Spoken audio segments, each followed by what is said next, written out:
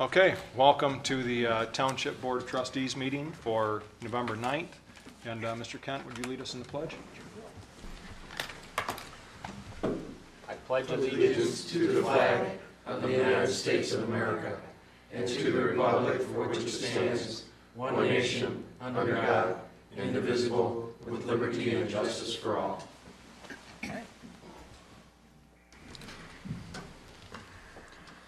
Good evening to everyone, and I'd like to call the meeting to order. And how about an approval of the consent agenda and the regular agenda? That's a move. Support. Okay, there's a motion support. Any discussion? I have a discussion on since it includes the meeting schedule. We show 3 meetings a month all throughout the year. Is that what we intend on doing, always having the fourth Friday every month?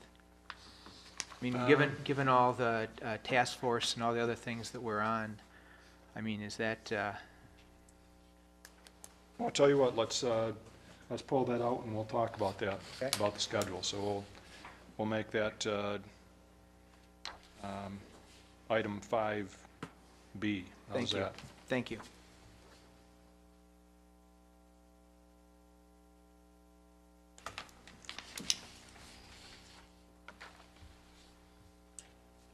Okay with that amendment? Will you accept that amendment? Yes, sir.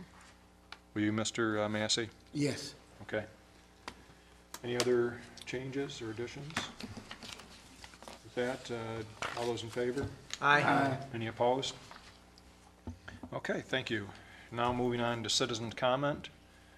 We'll start over here on the left side of the room. Good evening. Good evening. My name is Jim Bush. I'm at 5243 Lethbridge Road in Williamsburg Farms. I want to start off first saying I want to thank the board for all your hard work and actually presenting a very professional board. It's very easy to follow what you're doing, and the things you're doing make sense. It's logical. There's not a lot of emotion and sidetrack issues and stuff, and I appreciate that. 2 things I wanted to look at. I went through the agenda packet, and the first question I had was on the EDMS system. On the what, I'm sorry? EDMS system, the document system. Okay. Sorry. I'm not normally a public speaker. But, Oh, you're fine. I'm an IT person by trade, and I've put systems like this in before. But in the proposal, I don't see any hardware or scanners or equipment like that with the system. Are you buying that piecemeal, or is that going to be, do you already have that? I didn't see that. Okay, we can address that. You want to address it when we get to it on the agenda? Or I can address it right now if you like.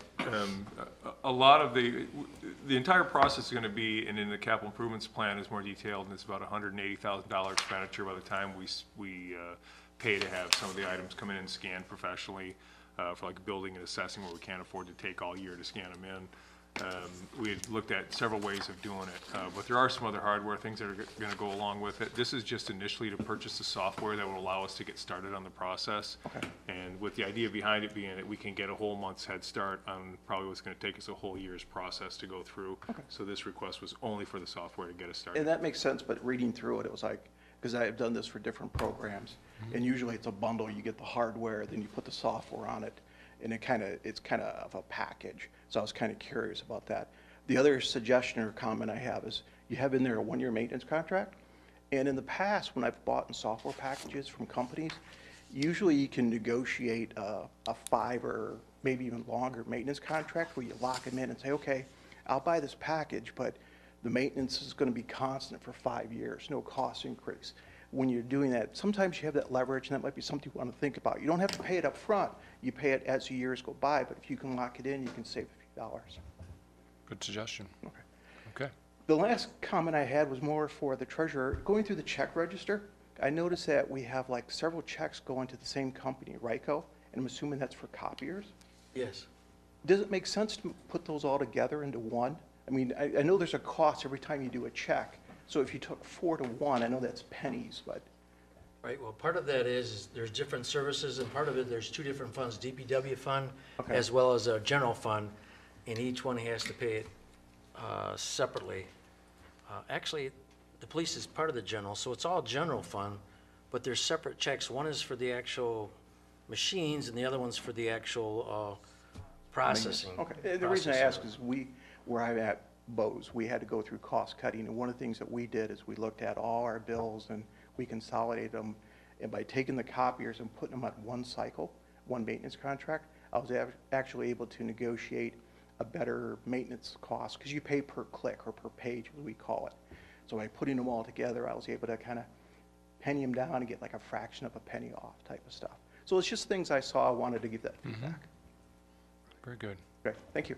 Thank you very much. Kathy, did you have any input on that copier thing, or? No, but part of that problem with the various checks will be solved. Okay. Any other public comment? Good evening, Mr. Hurt. Hi, Ed. Ed Hurt, 7212 Porter Road. I just want to try and put a little spin on this here. Talk about park and recreation millage money.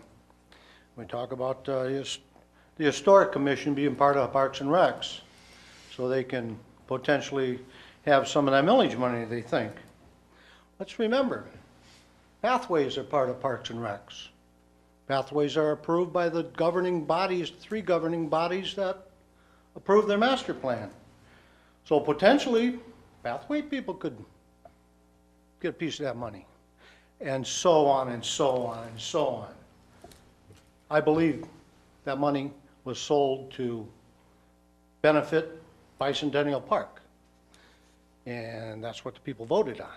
That's what they're led to believe, and I think that's where that money should stay. So that's my little spin on that one. General fund money, line items. We're talking about for Historic Commission again. When you get to this, that benefits a few people. What does, I'm sorry? Perry House. Okay. Benefits a few people. One of our board members at the last meeting brought up beautification of a roundabout. That roundabout's put in because we got thousands of people going there. That's why it's happening. Why don't we benefit thousands of people, not just a few people? Thousands of people look at that intersection, that's why it's going in. I mean, if we're going to put money into something, let's put it where it benefits the majority of the people, not just a few people. And to maintain it, we're maintaining the Perry House on a general fund money. While they're maintaining that with our general fund money, have them swing by and take care of the roundabout, all the beautification stuff there, and cutting the grass and planting flowers. Why not? Very good point. Okay.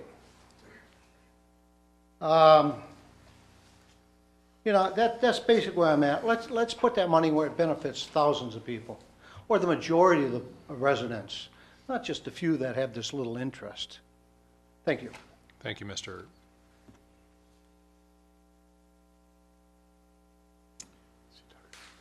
Any other public comment? Okay. Moving on, we've already approved our consent agenda. Number 5, future positioning.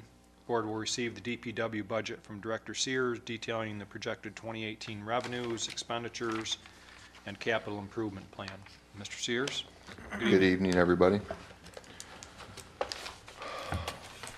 I'll be brief because I'm a bit under the weather, so I don't want to talk to you as much as you might want to hear, but I just want to briefly go over some of the highlights of our budget and how we come to what's presented to you tonight.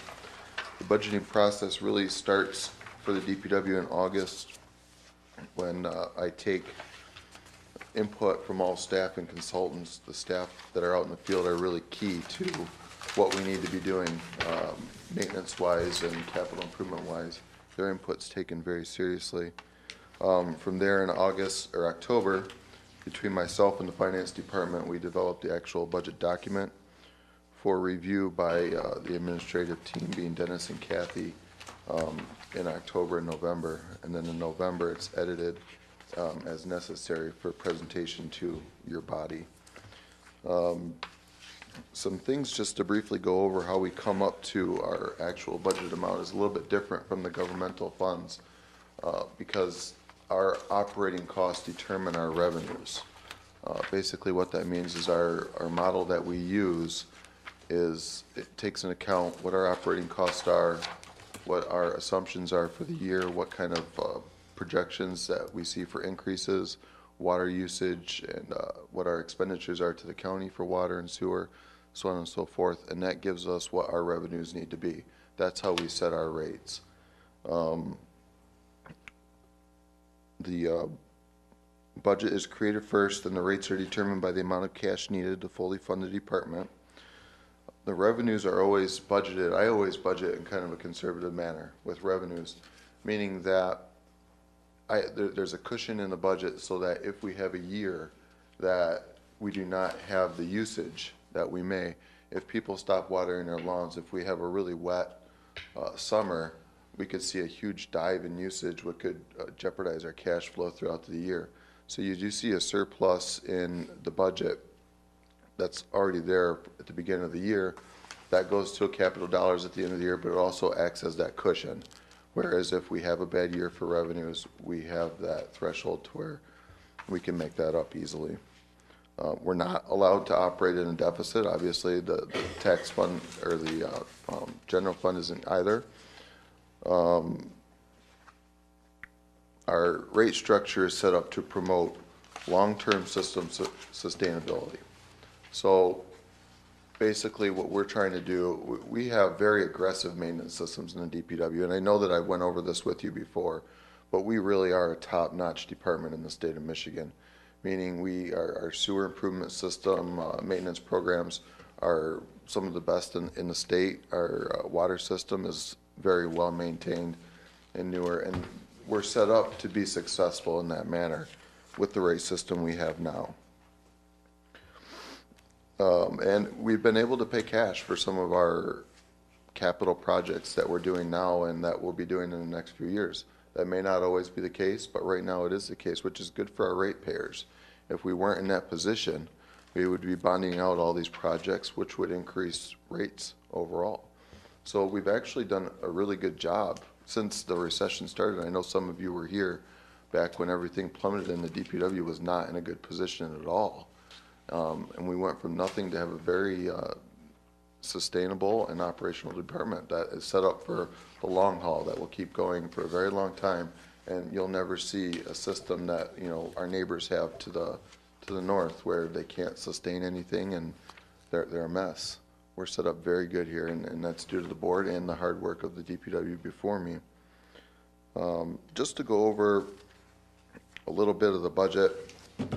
I know you received this just a couple weeks ago. If you went through my narrative, it's very detailed on what's in there, what has changed.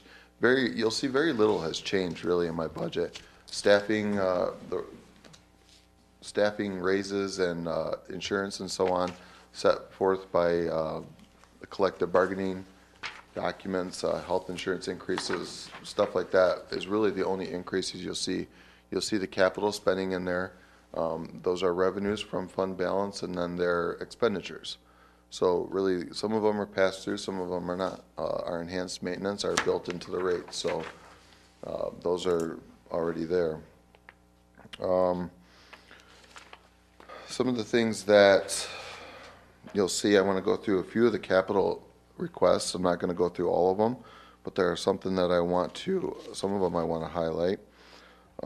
One is there's a project in there that you might remember that we're doing now. It's to eliminate 2 lift stations, one on McCandless Road and one on Saginaw Road. That project is been kind of taken off the table right now. We're conducting a feasibility study. We've got some costs back, and we're not sure that it's worth actually eliminating those stations now with the amount of money that it would take to build the new sewer. We're not sure that's cost effective. So what Rowe is doing is they're going back to the drawing table. They're coming up with the cost to rebuild those stations instead of eliminate them. And from there, we'll be able to make an educated decision on how to move forward from there. We don't want to build a sewer that really we could rebuild the lift stations 3 times rather than building a gravity sewer. So we're just going to take a closer look at that. So we've kind of put that off to the side for right now. It's still in the budget in case it does move forward, And if it does, it will move forward this coming construction season. You'll also see in here the building construction for our mechanics. They have been working in an inadequate environment for a very long time. And once again, some of you who have been on the board for a while might remember this came before the board several years ago before the recession hit, that something was going to be done for them, but then the township couldn't afford it anymore. Now's the time that we take a good hard look at this, do some studies, talk with some architects, look at our property and see what we can do to either fix the area that they're in to make it more functional so that they're not bumping into each other, that they have good storage for their equipment, their tools, everything secure, and that they can house the appropriate equipment they need in there. So that's something that is in the budget already that we're going to be taking a look at, and of course, every step along the way that will come back to the board before we make any decisions, as always. We'll be making some staffing changes. As you may have heard previously, our assistant DPW director retired after almost 30 years here at the township, so we're going to be filling that position. And we also be looking at adding another technician.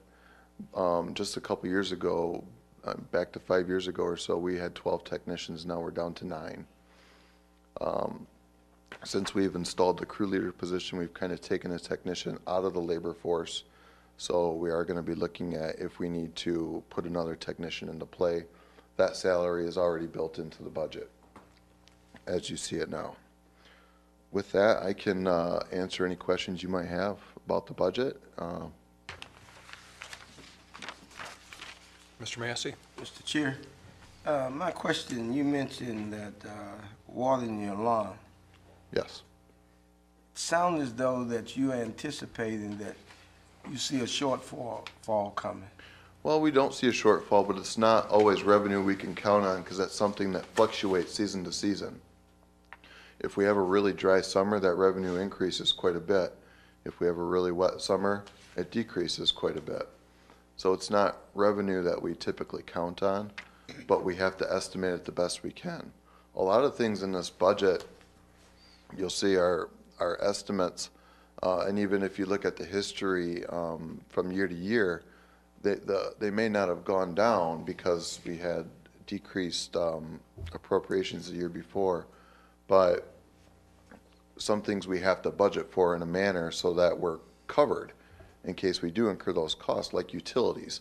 We haven't spent nearly as much money on electrical and gas for our stations because we haven't had as cold of winters in the past few years. But this year could be a really cold winter. So like with the watering, we're not anticipating those costs to go up or down, but we have to budget for them to be high because we don't want to come up with a revenue shortfall, if that makes sense. We don't want a deficit in that revenue. I have another question, Mr. Chair. You talked about the lift station. Mm-hmm. And I do have great concern about the lift station because I've Sure. experienced. Yeah, you've been victim to a failure. Yes. Fortunately, it wasn't one of our failures, but you know, we really have to look hard at these projects. And one thing I'm big on is making sure that we're spending these rates in an efficient manner and effectively. And you know, a project like that, if it's $3.5 million, I can rebuild those 2 lift stations for $600,000 each. So, I mean, we really have to look at the cost and see what the benefit is to the community. It doesn't add any more capacity to our system. It doesn't pick up any additional customers. It just eliminates those lift stations. Well, one question. Oh, sure, go ahead. What is the life of the rebuild? I mean, the stations that are there now have been there for 45 years, and they could easily last that long, if not longer. Okay, thank you. And one of the things that goes into driving the cost of doing gravity are things like how deep the sewer has to be to Absolutely. avoid other water lines and sewer, other infrastructure that's in the ground. And that particular sewer that we would have to build is 35 feet deep in some areas. We have to decide if we really want a sewer that's 35 feet deep in the township. Mr. Chair, I do have a question. What happened, I'm not familiar when you, well, my question is regarding 35 feet. So what happened when you run into water? Well, I mean, that's built into the proposals generally, if they have to do any dewatering or not. Okay. I mean, if you run into it, you just handle it. You drill wells and you pump the water out so you can lay the sewer. Okay. Thank you. Ken? Yeah, those are, and the danger and the safety that's involved in all that. I just wanted to make a general comment that I commend Mr. Sears working with Mr. Limata on a very well laid out, very defined budget. And then I love the written narratives, the written summary. During the year, you know, you could sit here and tell us what you're gonna do this year, and then we gotta think about, or remember that all year long. Sure. I can keep this, I can go back and reference what it is you're trying to drive at. I like this presentation, and I like your presentation and your narrative here today to us. Thank you. I think you did a great job, Jeff. Thank you very much. Mr. Sears, what is this that I've heard about at the county level? Something about bulk water rate or something like that, that they would like municipalities to sign on with that? I don't know. Mr. Limata, I think, was I with you or? We got questioned about some municipalities for commercial customers, industrial customers will do bulk water rates in order to encourage relocation to our municipality. Sure. And there is provisions in the county ordinance that do allow a bulk water rate where they're capped at a certain amount of usage. They don't pay as much for water.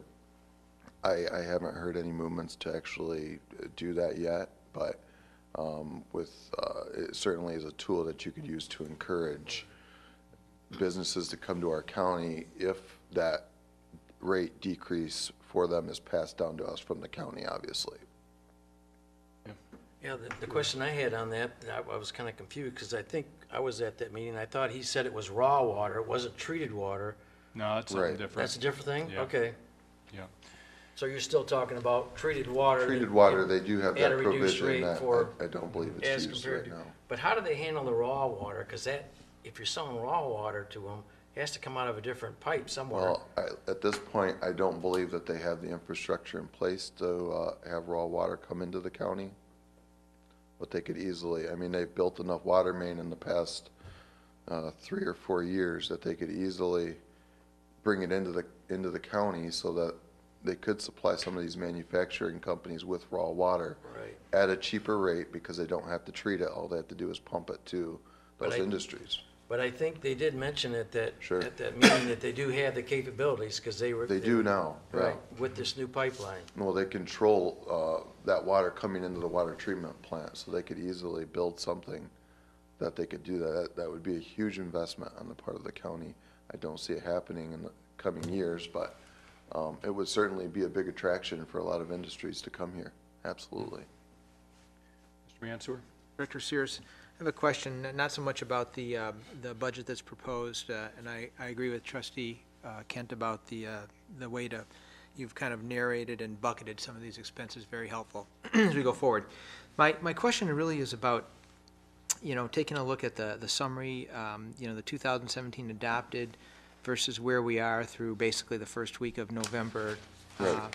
So we're kind of like 83% through the year. And it looks like we're kind of like 58% of the appropriation, the cost is built in there. Is that due to some of the conservatism you have? Or, I mean, how does that work? That's actually due to a lag in the accounts, in the general ledger system between the time that we take in the revenues for the water and the sewer and to the time we pay it out to the county. So does that catch up by the end of the year? Absolutely. Or does It's it kind already, of carry over? I looked at it today and it's already caught up. That number, and I'm trying to find that here in my budget. Mine's a little bit different than your guys' the way it's set up. But that number has actually already gone down considerably. And I monitor that throughout the year, absolutely. But in terms of the timing of this, you think you're pretty much on time? Absolutely. This is just Yeah. a snap line here that was maybe a little. Yeah, right now, in this document, it's, $4 million. Today, when I looked at it, it was less than $2 million. So by the end of the year, it will all level out. And there's a lot of expenditures in the budget that take place at the end of the year, such as the facility rentals, the shared costs with the Treasury Department, so on and so forth. A lot of those big dollar amounts that go to the general fund from the DPW take place at the end of the year. But the expenses, is that lumpy as well?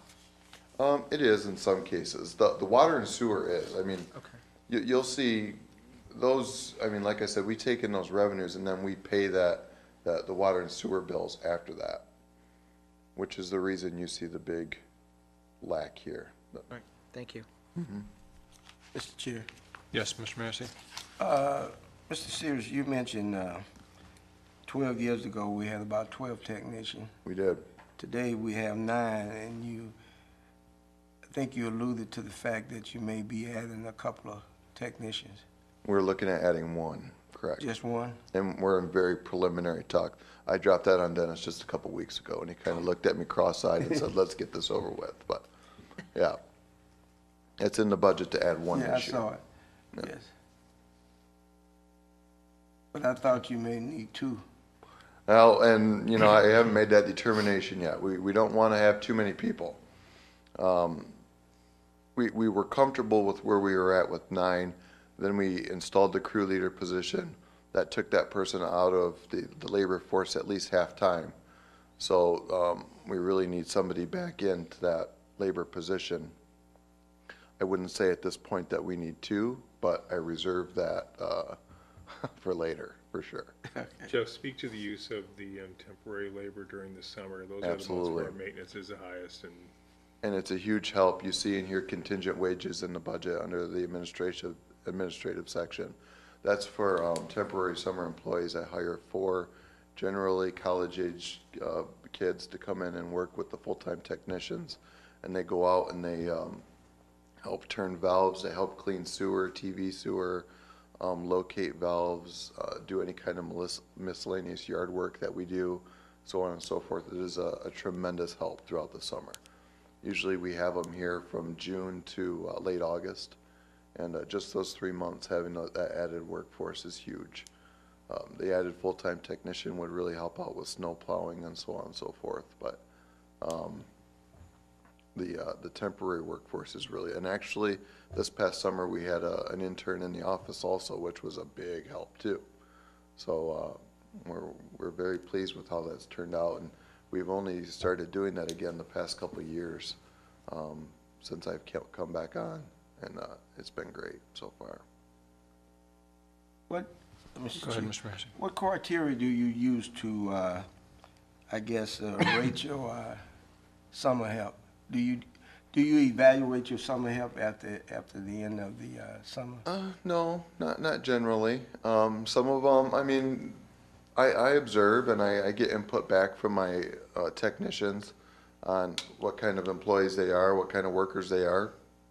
A few of them have been back for the last 3 years since I've been here, and some of them haven't been welcomed back in the past. So, you know, it's based on that input I get back from the full-time employees and my observations. We don't do any kind of formal rating system on employees, if that's what you're referring to. Yes. I don't know, you probably weren't here when Grand Blanc Township hosted the Buick Open here, but I wasn't, no. I'm just wondering if the DPW is involved at all with any of... We were, when the Buick Open was here, as far as doing a little bit of traffic control, we would put up signs on some of the neighborhood streets around the area, no parking signs, Right. just temporary ones. I think that was about the extent of it. Maybe there was some snow fence that was installed in some areas. I'm sure I'll find out all about that here next year. So Probably won't have much of a budget effect then. no, it usually doesn't, I don't believe. Any other questions for Mr. Sears? Thank you very much. Thank you. Very nice job on putting that together too, John. Thank you. Okay, do we don't really have to approve that, so, we do have it later now. okay, so we got it later on, okay. Let's talk a little bit about the schedule now. Item B is our meeting schedule. Everybody received copies of the boards and commission meetings. And Mr. Guzak? Yeah, I just have one comment about the meeting schedule. I know that the because of the new regulations from our auditors, we have a new schedule of when we're doing our payables. And if we do drop the third meeting, then I think it would shorten up, we'd only have 2 payables that we could pay, right? Because we have to approve all those bills, and one of them we're approving tonight, there's about 1.4 million that we're paying tomorrow when you guys approve it, okay? And so if we take one of those out of there, it can be done, but I want you to consider, then you only have 2 payables total to get all the bills out. Because your hand checks can be done, but they're limited on what they want us to do hand checks on, just emergencies and things like that. Any comments? Mr. Mansour? So I guess I asked the question, I don't believe that other townships generally have 3 and 4 meetings per month, and yet they're able to pay bills. All right, I said we can, I'm just pointing out, we're doing it now, we can cut it back. Right, and I guess I'm not suggesting to drop the meeting altogether, but, I mean, as we spend a lot of time with these discussions, we seem to squeeze some of our future projects and some of our major initiatives off they seem to get compressed, and it might be helpful to kind of think about that third meeting as a way to discuss those. Ms. Lane? I can go back in history when we had 4 meetings a month. So can Clark. And we had business all the time, so it's easier to cancel a meeting, especially around holidays or something like that. But it's easier to schedule. I agree, Clerk Lane, that it's always easier to cancel a meeting, but when you schedule something, that puts your mindset. It locks you into that kind of behavior. So, I mean, I want to make sure that all the township business gets done and gets done in a timely manner, but I also think that we can improve the efficiency at which we do things here and able to spend more time on some of those other things in the third meeting. So what you're saying, Al, is maybe compress what we're doing into the meetings, and if we do have that third meeting a month, that we use it maybe for our task force Reports. topics and those things that we're trying to focus on the future a little bit more. And maybe a little bit, selfish, but we are going to have this master plan thing come out, and it's going to require attention of this board and extra time, and we're going to get the public involved here. So that's just kind of looking ahead. Okay. Mr. Kuhn? I can, you guys know from the last board that we had several attempts at doing what Mr. Mansour is proposing. I agree with it, and we tried, and it just seemed like, to his point, when it was on the schedule, it just seemed like the cancellation or the change of that agenda or topic that night just couldn't happen, because by God, we had it in there to go, and we ran with it, right? So the cancellation part just didn't seem to happen the way Mr. Mansour is proposing. Right. One of the things that I was going to bring it up later in the meeting, but I'll bring it up now, is that one of the things I'd like to see us do with some of our meetings is that we appoint 2 individuals to the Fire Commission, to the Genesee District Library, to Parks and Rec, to McFarland Library, to the Metro Alliance. But oftentimes, we rely on our board member that sits on each of those boards, each of you. But I believe it's important, and I think in talking to many of you, you feel it is too, that we have those people that serve on those boards for us, representing the township, come to our board meeting and have a dialogue as far as what their position is on Parks and Rec, for example.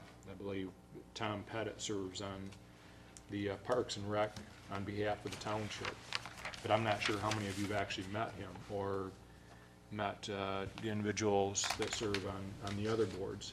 But I think it's important that we open up dialogue between them so that they know what our wishes are, and we find out if they have the same desire.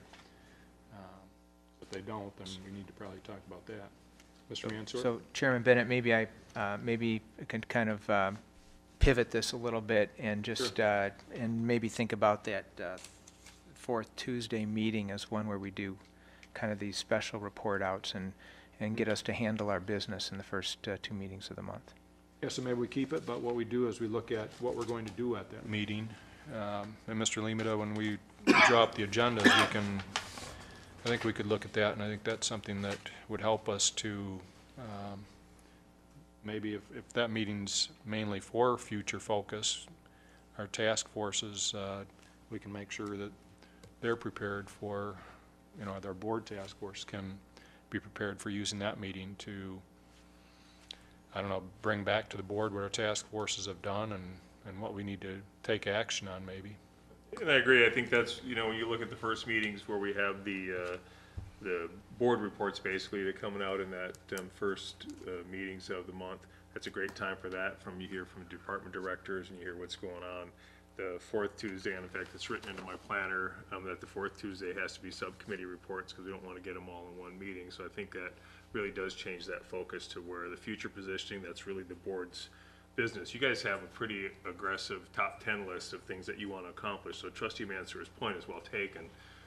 Unfortunately, a lot of those keep getting pushed to the side when you have to deal with business. One of the other things we're trying to do, though, is with the consent agenda is, we started this consent agenda, was a new thing for Grand Blanc Township, and we're slowly trying to make sure that as board members get comfortable with some of the operational issues that are coming up, we'll continue to put more of those into the consent agenda. They can always be pulled to be looked at or pushed to another meeting date if they needed to have further, but it's my ability to try to gauge your comfort level with what belongs in that consent agenda, which will free up time to keep your focus back on the top 10 goals that you guys have chosen to be your lasting legacy when you leave this board. So I agree with what Trustee Mansour said. I think it is a great point. So we need to work on maybe more of a planned agenda for what types of topics we're going to tackle the first 2 meetings of the month, and then what we're going to set aside the fourth Tuesday meeting. Okay. Who's that? And so we could just we still could just approve budgets on the checks, right? Because you just want the focus to be everything else. We could still have the checks in there.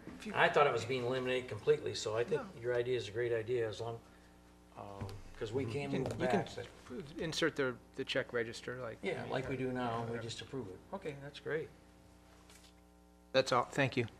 Any thoughts on bringing in the other commission that we mentioned, the board members that serve on our other commissions? Mr. Chair, You have consent? Yes. I like the idea. I think getting another perspective would be excellent.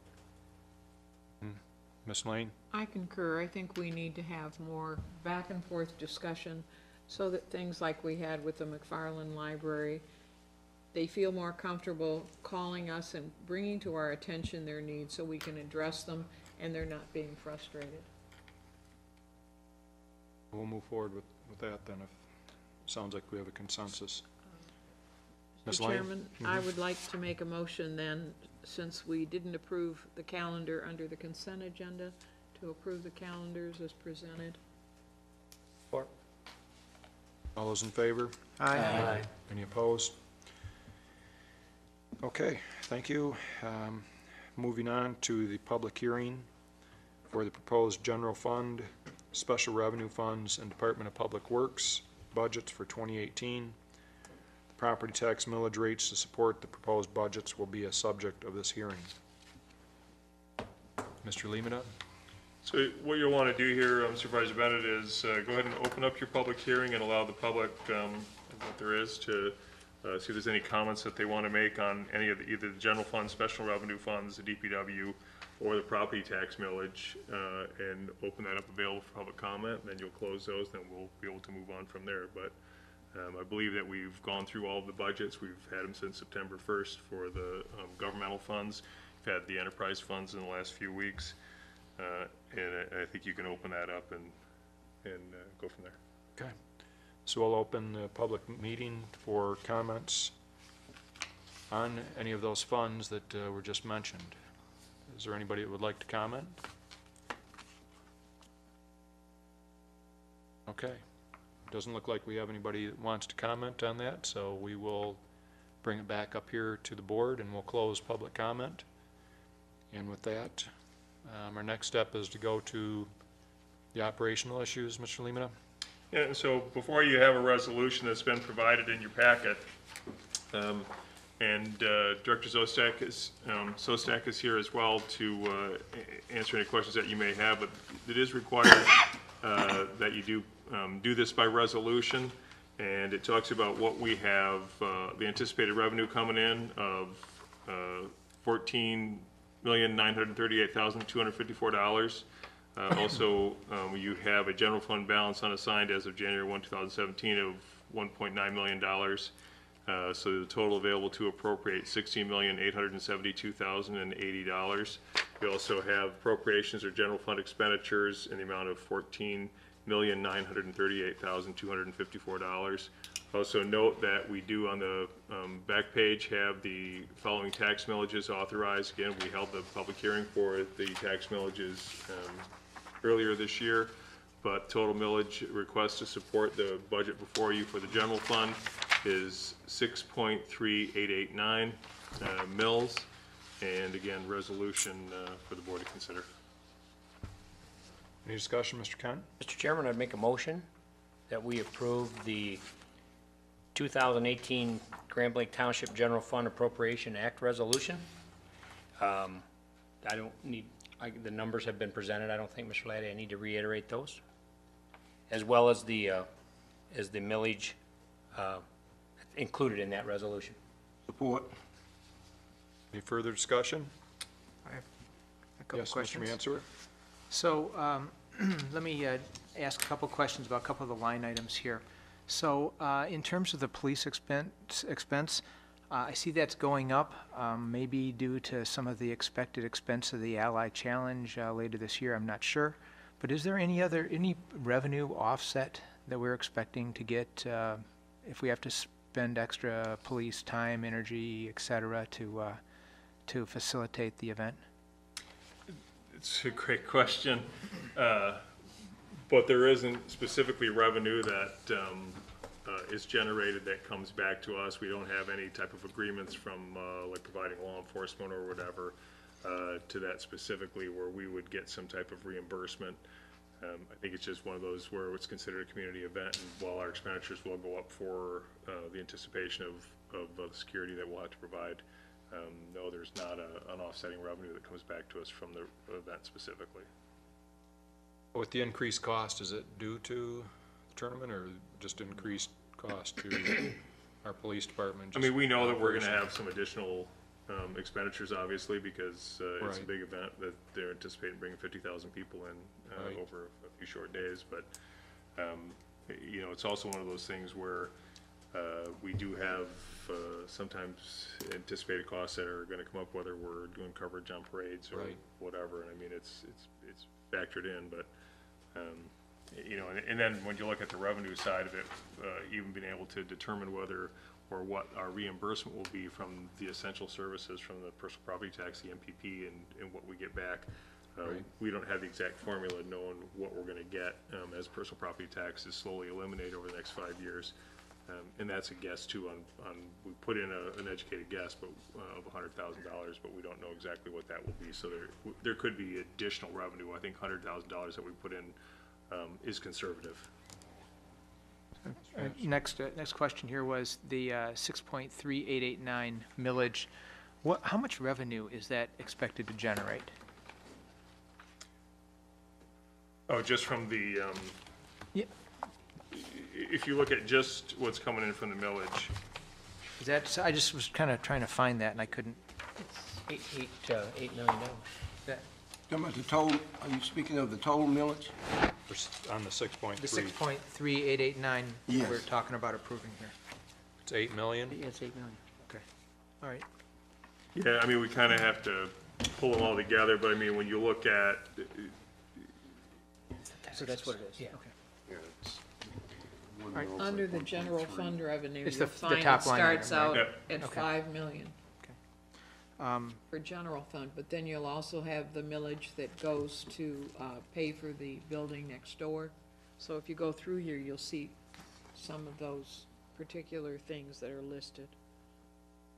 The other question that I have here is that in this resolution that we're talking about, it considers operational items A, B, and C, correct?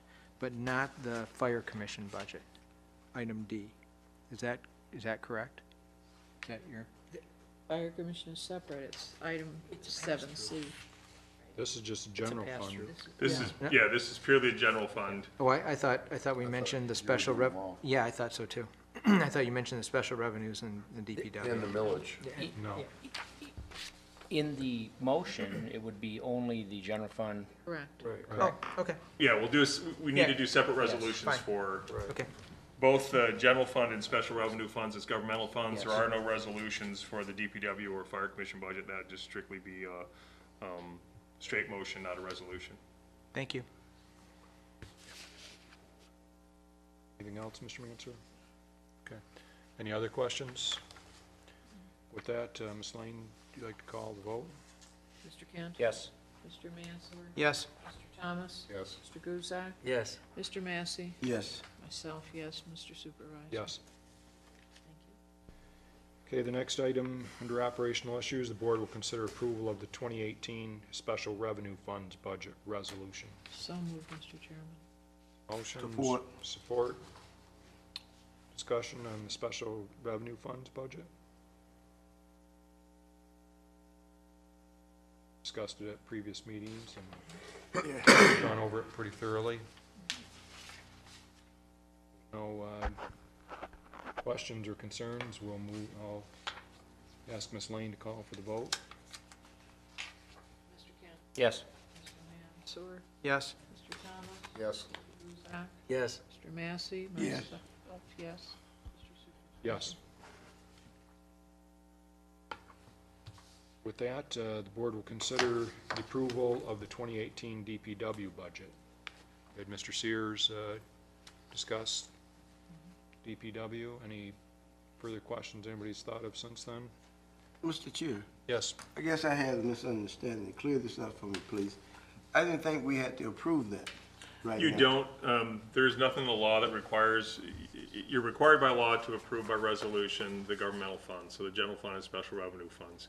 Enterprise funds, you're not required, but we've always asked to do it. I did it up north, we did it down here, and I think it's just, it's about asking the legislative body to agree that the enterprise funds are being allocated per the direction of the master plan and board direction.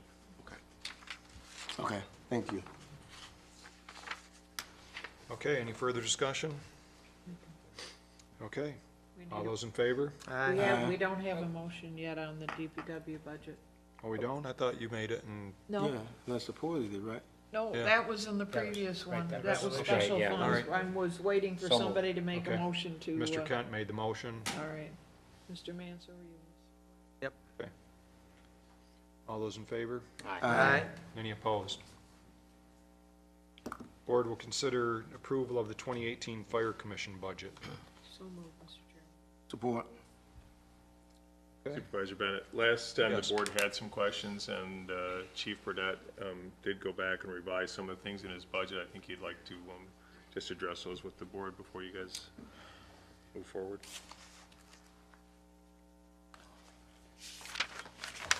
Thank you. As you noticed in the revised budget that was handed out for this evening, the term building was removed from the general fund and replaced with the word facility. So facility operations and liability insurance was left.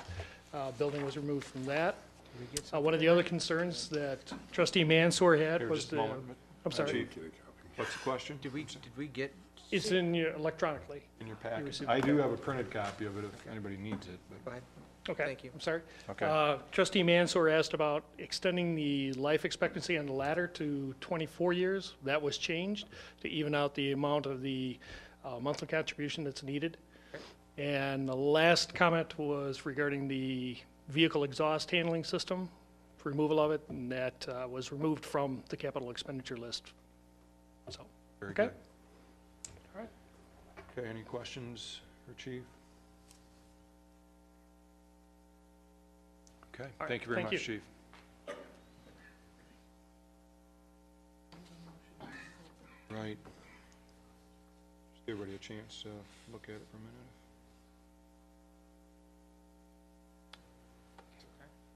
We all set? Okay. We appreciate you making those changes, Chief, and with that, we have a motion and a support. Yes, sir. Okay, and it's not a roll call vote, so all those in favor? Aye. Any opposed? Supervisor Bennett, before you move on. Yes. And while we're on the fire commission budget, I would just like to point out to the board that I received a communication from the fire commission chair, Todd Barnes, and from the fire commission's making a recommendation for a change in compensation for the fire chief. I believe it's long overdue. And if the board remembers, when Fire Chief Burdette was appointed chief, the salary that was authorized to be paid was $80,000 annually. The chief only willing to accept $75,000. He actually bargained us down by $5,000 from what we were approved to pay him. And he did that for a reason, because he wanted to show that to his guys that it was just a good faith effort to show that he wasn't in this for the money, that he was becoming the chief because he believed in the department. And if you recall from the former fire chief, there was some friction in between our both part-time, full-time guys. And I think he's done, it was very honorable that he did so. He did a heck of a job. His performance evaluation was phenomenal from last year, and I did make the recommendation to the fire commission. They finally have sent it both to the city and to the township. I wanted you guys to be aware of it. I did send back to the fire commission that we'd be fully supportive. It will come back to you, of course, when we go to adjust that, but I believe that as long as the way the fire chief's contract reads, it says that the fire commission will make the recommendation for any increases in salary or compensation. It gets sent to both the city and the township. Then that's occurred. I haven't seen the concurrence back from the city yet, but I would assume that this board would be fully supportive of that increase to $80,000 for Fire Chief Burdette. I don't want to embarrass you, put you on the spot here, Bob, but I just thought while we had the opportunity to talk about it, if you Could we guys are make a supportive motion of this that, I would evening? love a motion to say So that you're in I- support. Be glad to do I that. so move. Discussion? Support. Okay. Effective immediately? It would be effective with the start of the next pay period as long as the city concurs, and I'm assuming they will. Okay, there's a motion and support. No further discussion. All those in favor? Aye. Any opposed? Thank you. Thank you. You're well worth it, Chief. We were taking money away. Hold on a second. With that, Mr. Supervisor, yes. through you to Superintendent. Mr. Superintendent, so as of right now, all the budgets have been voted on, everything's done except for the Parks and Rec Commission budget, correct? That's correct. Parks and Rec hasn't been sent over to us yet. I know that you guys looked at it as part of the Parks and Rec Commission. So typically it's been before them. I believe that it was approved by the Parks and Recreation Commission. And then Kay will send it on to us. It'll go out to the board and be on your next agenda.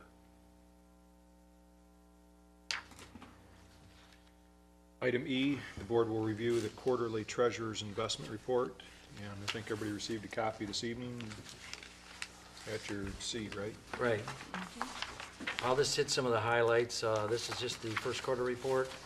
Under the economy, in the recent quarters, the U.S. economy has proven to be stable, steady grower, and according to most economists, few dark clouds are on the horizon. The economy continues to be supported by improved job growth and recently a surge in consumer business and investor confidence. The first 2 months of the Trump administration has spawned a swell of enthusiasm despite Congress' recent setback of falling to move ahead on the overhauling the health care. Under the gross domestic product, the Bureau of Economic Analysis released the third quarter estimate of the fourth quarter of 2016. Seasonally adjusted annualized rate of 2.1% down from the third quarter, which is 3.5% higher annualized growth, but it's up slightly from the 1.9 prior estimate. Although the fourth quarter results are lower than those of the prior quarter, they are still above the 1.7 average of previous four quarters. Under the housing market segment has steadily improved. Existing home sales for February, the last month, they had an annualized rate of 5.5 million, a decrease about 3.7% from the 5.7 million that was reached in January. Yet it's 5.4% from the February 2016. Under the employment situation experienced resurged in the most recent monthly report. Employers added 235,000 jobs in February, far exceeding the consensus of 190,000 in line with prior months. And the 3 months moving average is coming in at 209,000, its highest since September. On the Fed Reserve policy, the Feds have met, and of course they did raise the Fed rate 25 basis points from 0.75 to 1%, and they said there'd be more coming in 17. On the overall outlook, on page 3, it indicates the overall, whenever the political views of President Trump and administration, there's little doubt that the election has generated a great deal of optimism about the economic outlook. The stock market rallied, dubbed the Trump rally, and one of the presidents had repeatedly taken credit for, has occurred since Election Day and is driven, at least in part, by expectation of accelerated economy growth and improving the employment. On page 4, you'll see the breakdown of the investment dates, the institution, the type, the amount, and the rate and duration for the general fund. Page 5 indicates the general fund as well as the DPW fund. Page 6 has the continuation of DPW fund and the campus project fund. And on page 7, you've got the overall rate, the T-bills average for the first quarter, and it also shows the 3 previous quarters of 16 against it. The 90-day bill was at 104. The commercial paper is 130. The overnight rate's at 116, and our average is 0.54. We have the ratings of all the banks that we have listed here, which was published for the quarter that we were in. State Bank was rated B. J.P. Morgan was B minus. Private Bank was B. TCF Bank was B. Flagstar was B. And then in the first quarter, we did have 5 investment banks, and the overall next published one showed that everything stayed the same except State Bank went down from a B to B minus, and that we currently have around 13 CDs purchased in the first quarter, with the longest maturing is 170 days. Page 8 indicates that we do have a pooled investment fund, and that's rated at S&P AAA. Then you have your pie chart that indicates that we have 13% with Private Bank, 30% with Flagstar, 6% with TCF, 1% with Chase, 33% with State Bank, and then 17% with Michigan Class. And then the last page indicates in the first quarter that we earned over $30,000. And there is a recap of the percentage of the amount we held per quarter for the first quarter, as well as the previous 3 quarters, and their ratings. Mr. Chair, Yes. I have a couple of questions. Excellent report. I must compliment it. I must give some accolades to the report. But I'm sort of disturbed if you're giving me a report when you talk about investments.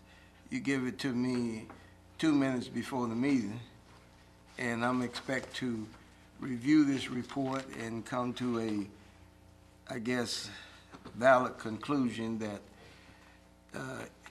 it's an excellent investment report, not the verbiage, but the numbers.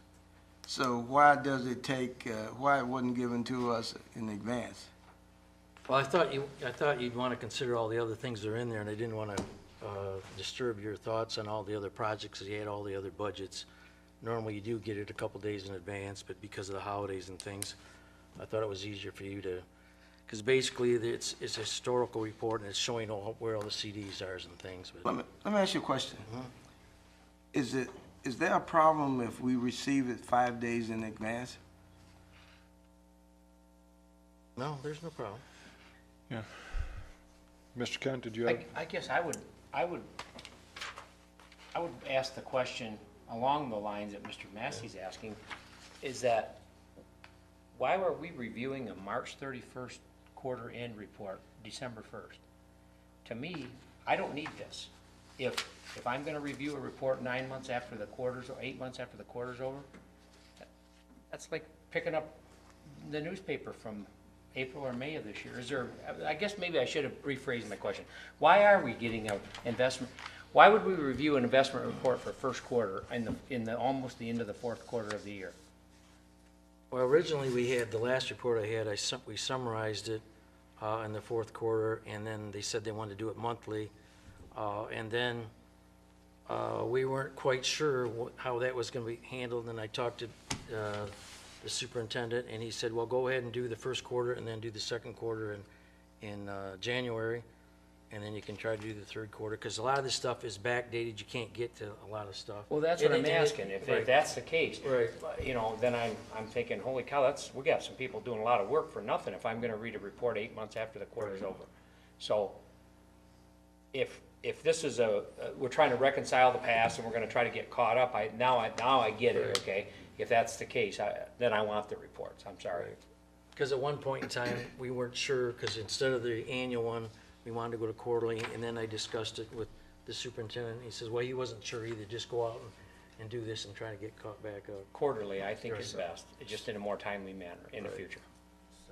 Mr. Mansour? So, Treasurer Guzak, what is a reasonable amount of time for us to get a report? I mean, is it 3 weeks after the end of the quarter, or 4 weeks, or? No, it usually is 2 or 3 months past that quarter. So if the first quarter, usually you're not going to get it until the start of the third quarter. So, and this one got a little bit behind because we were uncertain whether we wanted to go with the monthly or the annual one because of the last annual one that they did. But normally it is quite a bit back because you have ratings that we don't get, like currently, even the ratings that we get from the rating company, we pay a separate amount from, because none of our funds are CDs. Since we can only go up to $250 per account, we're relying on the ratings of the banks, and then we try to, go with those ratings and check them every quarter. And that's why in the past I had to go up and down. Last year I had to pull out of a lot of banks based on that, and as much as you can. And of course, if you're in CDs, you're stuck. And luckily, the way the market was structured that time, the CDs weren't as high as some of the other money markets, so we were able to pull it out quicker than we normally would. I'd like to ask Ms. Solstack to come up and comment on that if possible. I don't know, do you work with a lot of these investments, right, Ms. Solstack, or? Well, Earl is responsible for doing all the investments. Okay. We do assist and provide some information to him in order for him to do the investments. And we do obviously do the journal entries and everything for it, but. Okay. All right. Mr. Chair. Yeah, go ahead, Mr. I'm sorry, Mansour. so would it be fair for us to expect, since two months after the end of the quarter, that we'd see the report? Right, that's what we're attempting to do. Okay. Like I said, in February, in January, we'll have the second quarter. And then once I can get the third quarter stuff in, then we'll try to get caught up, so it won't be more than a few months Right. back. Or Ms. maybe Solstack? as a recommendation, provide the most up-to-date information you have at that point in time, realizing that the credit ratings may not come out for a couple of months, but, Well, because I've done that typically, in the past too, when I've had to. that might be more helpful to the board to keep it Right. more timely. To give the current information Right. at the end of each quarter, and then. Right, I mean, Right. we can tell you what we have invested at the very end of that quarter. Mhm. There's no need to wait any longer. If you're just waiting upon credit ratings, obviously realizing those might be a couple months behind, but, you could, set a date, say 1 month after the end of the quarter to have that report by, and then just give the most up-to-date information you have at that point in time. One of the things brought up earlier was, consolidating the accounts. Does that involve any of this, the thoughts on that, or? Investments are separate from the bank accounts. We do want to Okay. consolidate bank accounts, and that will solve the problem of multiple checks going to the same entity, Vendor. because right now we have to cut them from different bank accounts. That will solve that problem. Investments, you can consolidate investments as well, but that's a different animal Okay. from the bank accounts. Right. But we don't want to consolidate because we want to diversify as much as possible, because even though we got higher rating banks, we don't have everything with one bank, because we try to split it for at least 5 or 6 different institutions, so that if something does occur, that we've got, some. Well, actually, what I'm referring to is just pooling investments. If you can still pool all your money together and invest it however you want in various entities, but you're pooling the money together at that point in time. So these aren't pooled right now, they're all separate? Well, DPW is separate from the general fund because it has to be separated, and that's the way it's been done. If you want to Well, it doesn't have to be, but it is, you're correct, the township. Right, it currently just is makes it doing more that way. complicated, because that way these bounce back up to the actual DPW account. And you're suggesting you're going into one account and just a separate line item for each one? I'm suggesting just pooling investments, so you take all these various funds, say you have, 5 million here, 10 million here, 4 million here, you pool that all together into one big, like, $30 million pool, and then you take and invest that $30 million throughout. You're still gonna diversify it back out, right? Exactly. That $30 million pool would still be diversified out. Mr. Kent? Yeah, And that's what I'm doing. That's the same thing that we're doing, isn't it? I'm kind of confused. No, actually it isn't. Okay. The DPW right now has specific investments specific to the DPW. Right. General fund has investments specific to that. And see, part of the problem, part of this issue here is for the DPW, we have separate calendars that DPW has certain demands, and we can still work it out, but we have to estimate for each pay period, not each pay period, but each payables period, that we have enough in that account to cover it, because it's out there. We have to pull it back in to make sure, like today, we had to pull everything back in to cover $1.4 million, okay? And most of that was DPW.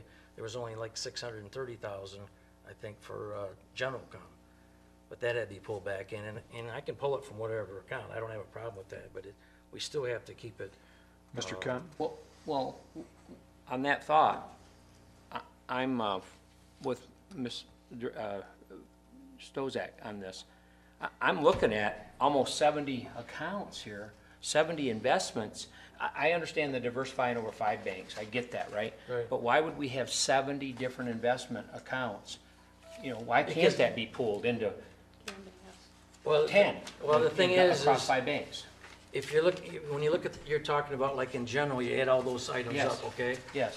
On those particular dates, you pick any one of those dates, that's Yes. all I had available to invest, okay, to try to cover future debts. Yes. Okay? And I'm trying to plug certain dates based on what's estimated for each one of those dates, okay? And so that's why you only get in 75,000, like on the first one, 103. Okay. I only got 75,000, so I can't pull it. Even if I pull it with general, I still have to, if you go to the DPW on that date, like in 105 or wherever, it's gotta show up there, okay? Each one has accountability, otherwise the checks won't be, But if you look Covered. at, it looks like 3-2 on the general fund. free Yeah, to. February 2nd, Okay, which page you on? March 2nd. Which page you on? Page 5. Page 5? General fund. Okay, page 5, 3-2, you $6,000? So, yeah, That's all I had available to invest, Right. okay? but basically, you look down, all those Yeah. are at the 2nd of March, all the way down to, Right. down to that Chase Bank. So, Okay. Actually, if you- looks like about $1 million or more than Right. $1 million. Yeah, and what happened there was if you go from 3-2, that's where I had to pull out of one bank and I put it into another bank, okay? I And took it once out we of consolidate TCF. those bank accounts, that problem will go away. As I see State Bank listed 6 times. Because or State something. Bank had better rates, TCF had no rates, and so I pulled out a big lump sum on that day and threw as much as I could back into the same dates of the other one, but switched banks because, to get a better rate, okay? Yeah, Chairman, it's can I follow up with that then? I guess, maybe having a better understanding of this might be one of falling into Mr. Massey's, Mr. Mansour's comment, that maybe we just need to, as a board, understand better how the necessity of this and how the investment thing works. Maybe Yeah. that's a. Yeah, I'd like to go through like a daily sheet that I just did today Yeah. with you to show you exactly why I I'm certainly doing would want this. to understand that, but I would like to say, how many hours, and I don't mean your hours, because your hours count as you get a salary, so it doesn't matter. But how many hours do we have as employees working in to try to gain $30,000 a year for interest? I mean, investment. Employees don't do anything with that except the journal entries. You do all that? Yeah. Okay. Except they do put the I thought journal some of entry your in, people- because they have to, I thought some of your Well, people yes, worked on it. oh yeah, Yvonne. Yvonne is the primary Right. person who works. How many in her hours a own week? business. Half their time? Oh, not half their time. No, it's but, probably like Well, let Half Kathy, half hour. go ahead, Kathy. Yeah, basically tracking all the various pools of money, within the various funds. I don't know, I would have to check with her to get a number of hours, but, I would like to know the answer to that. Well, technically, you know, when I do the investments, I get it all ready, which takes me a lot more time. Like you said, on salaries, it doesn't count. Yeah. Doesn't matter what I spend. Right. I maybe spend 15, 20 minutes with her, going through everything, re-verifying everything, and then she just initiates the HH, and then I have to sign off on it. Yvonne? Yvonne, yes. Where before they would initiate it in finance, and then they would actually release it in finance. Well, now they initiate it, and I have to release it. Mr. Mansour? Treasurer Guzak, you mentioned something about a certain amount of limit for a CD investment. Did I hear something that 240, 250? Yeah, $250,000 is your normal limit. Of course, we're way over that. I was gonna say, because a number of these things are Right. 400, 600. Yeah, so whatever, any one given bank is gonna have, you know, 2 or 3 million consolidated from all these different dates, and then there's CDs. Because these are just the activity for this particular month, okay? Does that put us at some kind of a risk if it's over the $250,000? I mean. Well, sure. That's why we have the rating company to verify these banks are sound. They have to be in the top upper echelon. I pull them out, and I've done that in the past. I've had banks go from a B rating to an E rating, and I had to jerk it all out. Okay, that's what we. well, I That's think what we that do. the $250,000 is the FDIC insurance. Right, It is. and that's the only insurance that you have, unless you want to have different. And you can't go any higher than that because we can't change our name entity. We can't add other stuff to it. So we have to rely on our rating service, which we pay a fee for. So the investment, just for the public and just to make sure I have, the investment, while that's our treasurer's responsibility in terms of, you know, investing the money, that our finance department assists with that. But in terms of investment policy, I mean, what can we and can't we? I mean, is that dictated by state law or federal law, what we can invest, Right. put our Dictated use by for state investment law, yeah. tools and not? Right, if you remember last year, you asked about the investment policy, and I think the superintendent sent you a copy of that investment Yeah. policy. And But that's, I know- that's the rules and regulations that I'm working under, okay? Okay. Which is all back to the GASB 40 rule, I believe, I that's wondered if it had restructured. anything with the 250 and No, what the we're talking about 250 with the is just the CD. amount that you're insured for. And now they bumped it to, if a husband and wife, they actually at 500, even though you don't have to have separate names, the banks will allow you to go to 500. So I don't have to have 2 or 3 different accounts on it. Each household can go to 500,000 instead of the 250 if there's 2 people. But that's nothing compared to what the institution has. And that's why we go with highly rated banks. We're monitoring those banks, and we're switching the banks whenever we need to switch them. And we're switching them from one bank to another. That's why a lot occurs on one day, too, to get the better rate. I have a question, Mr. Chair. Yes, Mr. Massey? What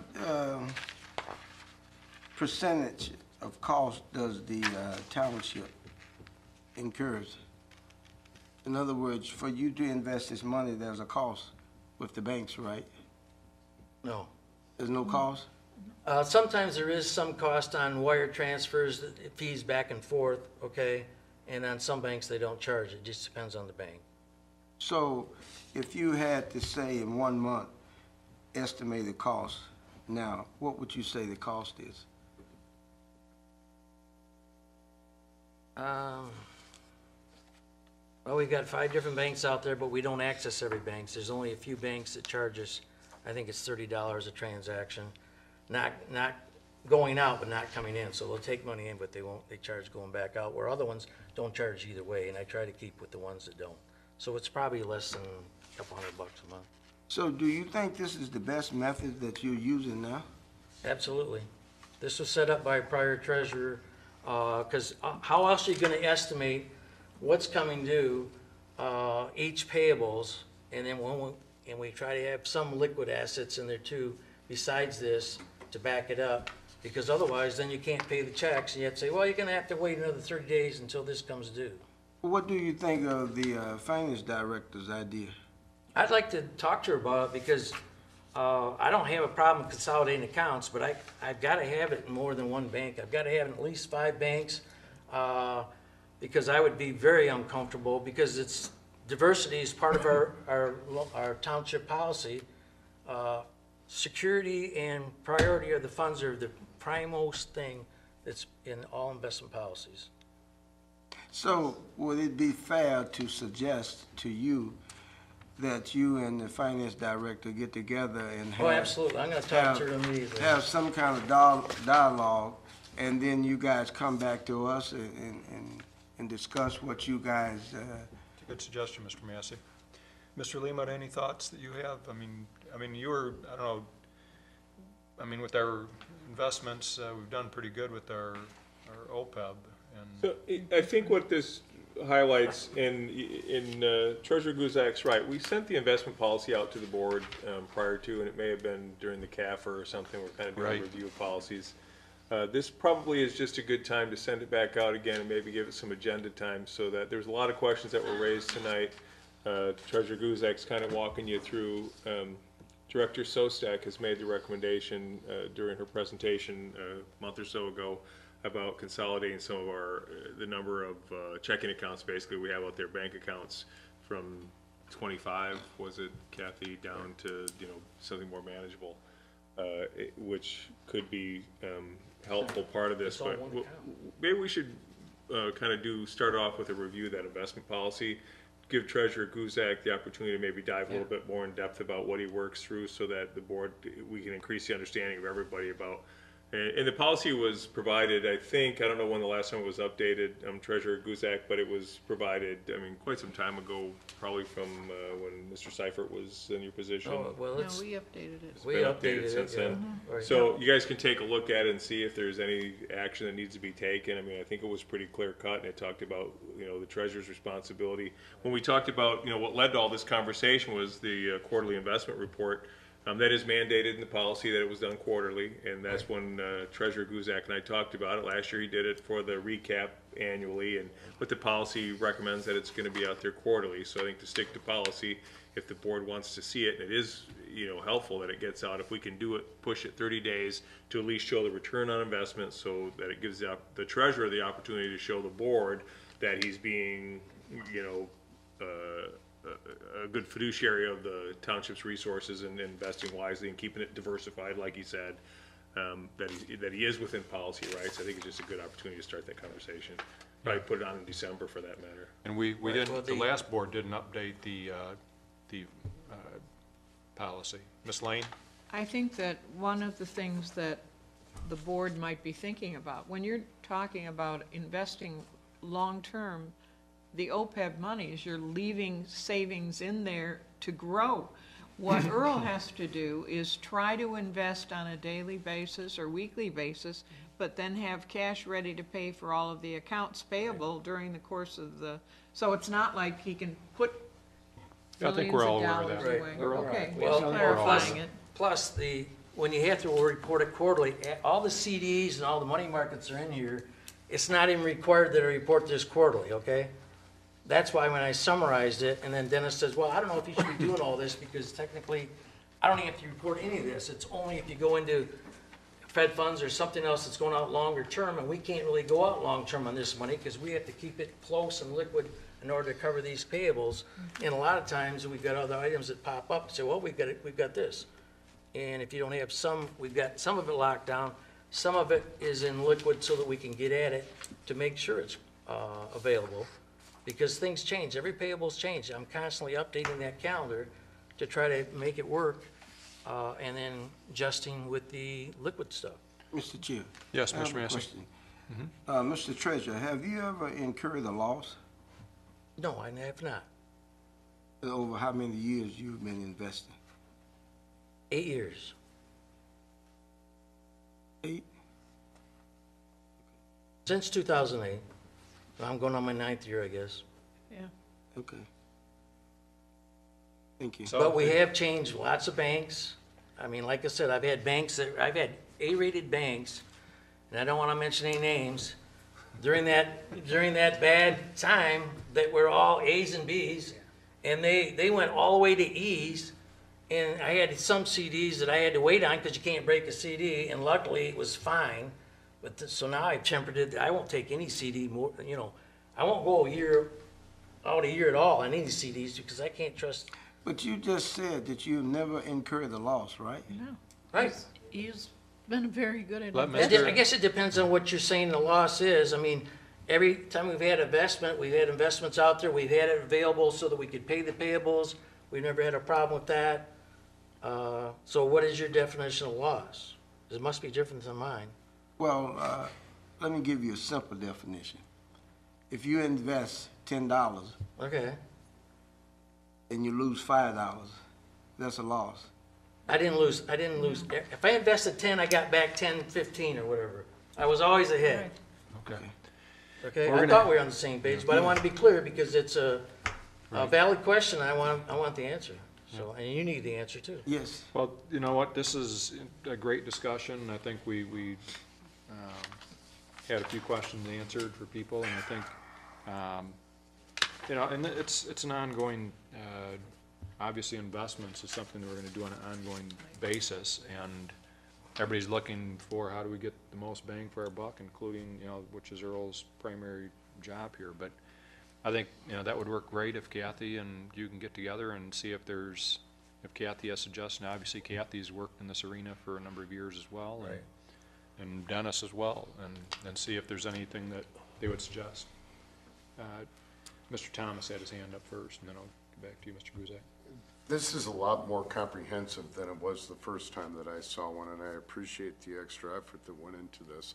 I kind of understand what you're saying, that, for example, investment date 3/2, when that duration is 56 days, that 56 day you have a bill due, and you need to turn that money into liquid. Yeah, have to pay a bill, And right? then as soon as Right. that comes, then you're reestablishing it under Right. 70-day duration. So it's a moving monopoly game every single day. Right. And I just want to say thank you. This one makes a lot more sense than the first one that we had last year. Mr. Guzek? And I just wanted to wish you a happy birthday, Earl. Oh, thanks. You're welcome, buddy. Yeah, happy birthday, Earl. I just want to point out that there's only 5 institutions here, okay? Even though it's listing 70 items for just DPW, there's only 5 institutions. And it could be CDs in that institution, or it could be the DPW account or the general fund account, okay? So there's actually 2 different accounts, but it's only 5 institutions, and that's because we have to have it spread. If I had to pick one, I could pick one, and I can make a lot more money, but if that bank ever goes down or whatever, then we're in trouble. Well, then I think you should do it and pick the really bad one. Okay, let's move on. Anything else on this, as far as discussion? Thank you, Ms. Sostak. Chair, I'd like to make a motion to accept the quarterly report from the treasurer. Okay, there's been a motion supported. Any further discussion? All those in favor, say aye. Aye. Any opposed? Okay, item F, the board will consider, and I just noticed our projector has the wrong date here, but, oh well, I may have given the wrong date, I think, but the board will consider the authorization of the GIS IT director to initiate the document management solution process by purchasing the software and support services and authorizing the superintendent to execute all agreements. Any discussion on that item? I'll Mr. try to Lehman? provide some background information. In the budget that the board just passed a resolution for 2018, and if you look under the GIS IT department, under administration, the CIP, you'll notice $180,000 that we have earmarked from capital projects for the enterprise content management, the document storage solution system that we want to put out. As you guys are aware, we talked about the storage of hard copies that we're required to keep, and once we get, especially with building and DPW and some of those things, the as-built we have to keep in perpetuity. As long as that asset exists or the infrastructure exists, we have to have hard copy plans for it, which necessitates a great deal amount of storage, especially with building plans. We've been incredibly busy. Well, we started looking at this last year, and I had DPW Director Sears look to even see, because so many of the medical offices have gone to electronic records, and were getting rid of their rolling files, which is what we use for our storage for building. But even trying to find used ones of those was in the $45,000 price range for what we needed to expand storage, and that's kind of what kicked us off towards looking at this document storage solutions. And after quite a bit of review last year and worked with several different companies that came in and did demonstrations for us and looked what we had, we know that the overall project is going to be somewhere in the neighborhood of $180,000.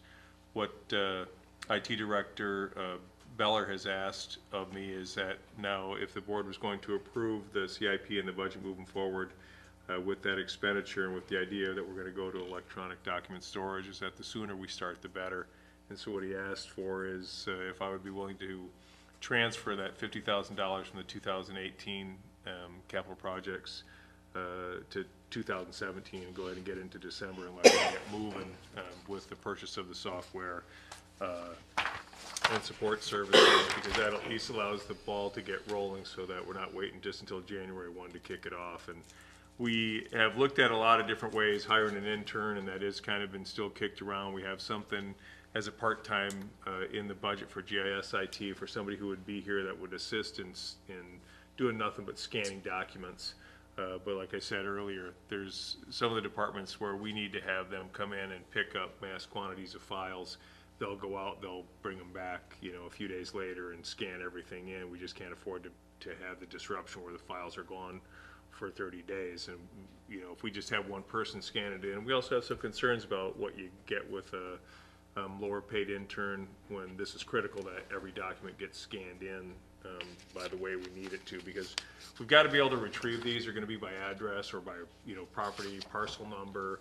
And we got to be able to make sure that they work between the departments, whether it's DPW, assessing, building, planning, that anybody can pull those from the BSNA system by how they need it. And the other thing that's a real bonus for us is that right now, you know, they're stored in different places. We're going to have these documents stored in one place. And whether if you had somebody from assessing who had a who takes a file now and goes out in the field with it, we don't have it here. So if we got a question from somebody who calls in from a financial institution or whatever, we can't provide the answer because the actual physical file is out in the field with assessing members. So there's so many clear benefits to this thing, and so that's what the request is that if the board agrees, we'll go ahead and let Director Beller know we're going to move forward, and then you'll see a budget amendment coming to you to put that $50,000 into the 2017 budget so we could execute those agreements. Mr. Ken? Through you, Mr. Chairman, to Mr. Limita, from your letter, am I understanding that we're saying we're in need of additional rolling file cabinets? We'd have to purchase those anyways for the $45,000 that it was priced out at. Absolutely. If the board decided not to go with the That's electronic storage solutions, Yes. then I have to go out and buy some rolling So cabinets. right off the bat, we're going to spend 45 if we don't transfer the 50 back out of 18 to start this process. Yeah, and we've done a lot of shuffling around and tried to get as much storage as we can out of this building, Yes. but we're packed. Yeah. So the other second part of my question then is, when they digitize, who disposes of those files and in what manner? I mean, do they shred or do we recycle? What do we do with that? It's a great question, and part of it is some of them we'll have to keep anyways that we'll keep in storage. Certain documents will be kept, but a lot of it gets to be shredded, and we'll actually use a company that comes in, and we just did this recently a month ago or a few weeks ago where we had a company comes in that shreds confidentially, and we unloaded. I can't begin to tell you how many bins, maybe Director Sears could tell you, but it was an ungodly amount of paper. That wouldn't be, is that in the $180,000 anticipated cost? Yeah, we've kind of baked in everything that, I mean, talk about naive. Last year we started this thing and we're like, well, hey, what is it going to cost us to move this? And we knew what the cost of the software would be. We're like, hey, for like $50,000, we can probably, put a document storage solution system together. Then we started having companies come in and walk us through and look at our files and look at what we had to do. We missed the mark. It was closer to $180,000 as we found out through 12 months of research in the thing. But you realize how much involved it is, and you think about the documents that we have here. And the other thing that you have to be sure of when you move to this is that they have to be put in a format that is always going to be accessible, because, like I said, as-built things have to be kept in perpetuity forever. They don't have an expiration date. So that's one of the things that you have to be aware of, is that whatever you do, whatever document managed solution that you use, you have to be able to show for government retention purposes is that you're always going to be able to keep those updated. We can't put them into a format that you can't then transfer and keep up to date as technology changes. My last question, and I promise that. I heard you say some documents we have to, if you're gonna digitize and put it in an electronic file storage, why would we have to keep anything hard copy? There's some as-built plans that we keep hard copies of that will go back, and I mean, it has to do with the government retention that they require us to hold certain things that we actually have to have the copy, even though it'll be scanned in. And that scan would not suffice that It will not. The vast majority will. Almost, Okay. I mean, the vast majority will. Okay, that's. But there is legislation to eliminate that as well for some of them that's currently is. in the Michigan House. Because that would be the ultimate goal, right, is Oh, to that just is get our- out of that madness. I've seen it, and Robbie showed me some of that and explained this to me, so I'm glad to spend the time to do that. And we got to make sure then that with our servers, we're backing up everything. We have to go to a cloud-based program, so we know that if something were to occur to our servers, that we're not down forever, that we also have cloud-based support, that we can go back and retrieve this information and pull it back. But it's the government retention on this as it's moved forward, and again, like all technology, grows by leaps and bounds. It's been fascinating. It's been a very good learning experience. But I think it's going to change the way we do business, and it's even like now documents are coming in. That should all be digital. I mean, everything we do from plans to everything, that should all be digital. Mr. Massey and then Mr. Mansour. Yes, I have a question for the property supervisor and the superintendent. A few months ago, we discussed this before. I thought we were giving you guys approval for what at that time, I guess. That was Director Beller's presentation about making that change to, at that time. We weren't requesting any funds to be expended or anything. We were really saying this is what we're exploring, and this is what we hope to move to through the Capital Projects Fund and moving forward. Oh, okay. Mr. Mansour and then Mr. Guzak. I have two questions as well. First, what type of search capability is there going to be with this software? So that's a great question. That was an interesting part of our learning experience, having the different companies come in and talk and look at our needs. They went around and they talked to different departments. So, how do you use it? How do you search it? What's the easiest way? So what we found is that we need something that realistically, because depending on the department, some people pull it by address, what street address, and they pull it up. Some people pull it up by parcel ID number.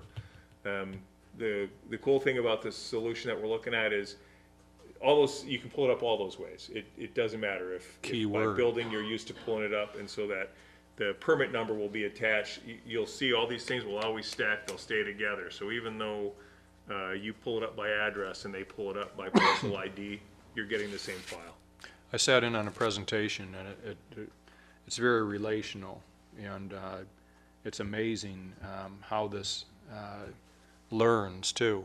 The system, for example, you scan in an invoice, if this is the same system, and that system learns that invoice, you put it once into DPW, and now any bill that looks like that, it's going to go in DPW, and it will go, and so it learns over a period of time what it should look like and how, what format it should go to, and just, but it looks very relational, so you can search by any term in the invoice practically and have that come up. Obviously, the narrower you define the search, the quicker you're going to find things. I think, who had their hand up next? I just had one last question here. So this initial expense here gets us up and going, it converts what we have, but what's the ongoing expense for this? So what you'll see, this is only to purchase the software and support services to get us started. Then you'll see as we move forward, the rest of it will come as the expenditures come up. Another big expense is going to be when we come to the board and ask you to approve us to have a company come in and pick up our files and take them out, scan them in, and bring them back.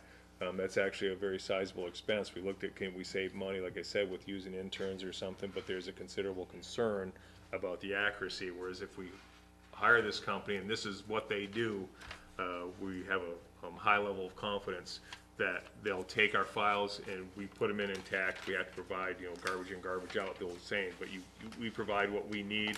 They go in, they scan through it, and they'll return the files back to us, but then we've got it. I'm sorry, maybe I misspoke myself or misunderstood, but there must be some cost for us to maintain this storage in the cloud, et cetera, et cetera. That was really what my question was more about. And there is, and I don't have that breakdown with me, but that's where we came up with our estimates. You'll see that, we do have to have cloud-based, we will pay for cloud-based storage. But I think that we needed to pay for some cloud-based storage. I've got some concerns right now from a IT capability of recovery. We can always recover, and we can recover from our servers, but we don't have everything we don't have anything on cloud-based storage right now. So if our servers were to go down from an unfortunate incident, the fire alarms go off, they get, everything gets wet and goes down. There's a possibility that it would take us 5 days to get back up and running. So we're already leaning towards we needed to do something from a cloud-based standpoint regardless. So the amount of money, the software is resident on our servers and everything will be here. Oh, okay, I understand that now, thank you. Okay. Mr. Massey? Mr. Chair, Superintendent, my question is that, No, that's all right, go ahead. what is the learning curve? In other words, I mean that, say for instance, you enter all of the files. How long will it take you to know that you can retrieve these files as you have explained, using the policy number, address, and et cetera? So part of the support services that we're going to be paying for is the company that's going to come in, and once we have all of our files scanned in, then it will become that training period of where, and again, you're accessing it through the BSNA system, which everybody here is already very comfortable with, and then it will just be a matter of doing the training to make sure that when you retrieve a file,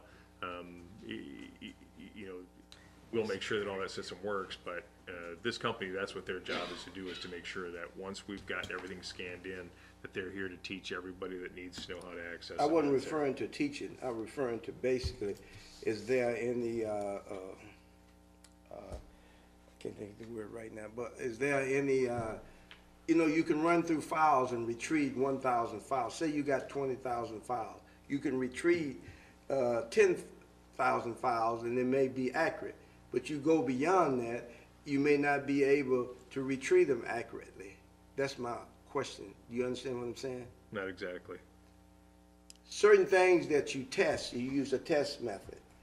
You test, it works perfectly during that test period. But after the test period, you find out that it doesn't work as efficiently as... if we're missing a file or something Yes, like that. yes. I see what you're saying. We won't be shredding the files immediately. I mean, and again, when we're paying a company, they're guaranteeing us that everything that we give them is going to get scanned in and come back.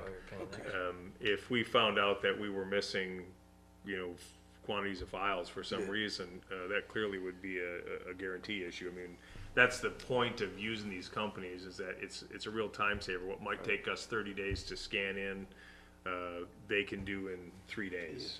I understand that part. Yes. Okay. Mr. Guzak?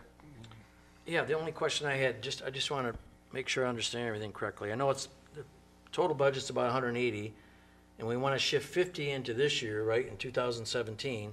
So are we going to spend the remaining 130,000 in 18 then? Correct. Okay, so it'll all be spent, it'll be all done. Would it be for the first 6 months, or is it going to take a whole year to get through that 180? I don't know if the answer to that question. You don't have a timeline on it? It realistically started, we think it's going to be a year's conversion process, to be honest with you. We think it will take us a year to fully convert. But I mean, the dollars are going, so by June of next year, do you think at least 150 be gone? Seems like it, because if you got 50 now, then once you buy the other stuff, and it's gonna go pretty quickly, I would think. And maybe we'll be up and running by July 1. I mean, Right. I don't know. It depends on how quick the process So we goes. could have spent and the then whole 180 by July. Potentially, yes. Okay, that's all, I'm just trying to get a timeline. For On the me, money. the one thing that, you know, I see this being this isn't just a once and done kind of thing. That, I mean, technology, everything's becoming digital. I mean, we're starting out with this software and this equipment and whatever. We're gonna scan in, and I'm thinking back to when Flint first had their water crisis. You know, they were looking up old records, you know, on cards, trying to find where certain pipes were and what have you. And I'm thinking, you know, 30 years from now, when people are looking back at Graham Blanc's records, you know, we digitize them now. We're doing a lot of catch up with a lot of, you know, old records that we're going to be scanning in. But hopefully, you know, like you mentioned, Mr. Lehman, that we're putting them in a format that's going to be accessible. We're not putting them on 8-track, you know, tapes, basically, or on floppy disks or whatever. We're putting them in a format that, you know, 30 years from now, they're going to be able to access that information. And I can see that over a period of time that maybe the software will change, that, hey, you know what, we get a different vendor 10 years from now or 5 years from now, but the data that we all scanned in and that we, you know, are scanning on a daily basis will still work with the new, you know, software vendors. Probably the way things will work, right? I mean, but, Mr. Mansour? I was gonna make a motion if trustee Massey doesn't have. I have a question. Okay. I'm making an assumption here, and I'm going to ask this question. Will we be able to print from the system if you wanted to print a file? Absolutely. Okay. Well, envision this, maybe the fire department, you know, is on their way to a fire in the future, and they have a screen in their fire rig that they punch in the address, and the blueprint for the building pops up on the screen, and they can see where the hazardous materials are stored.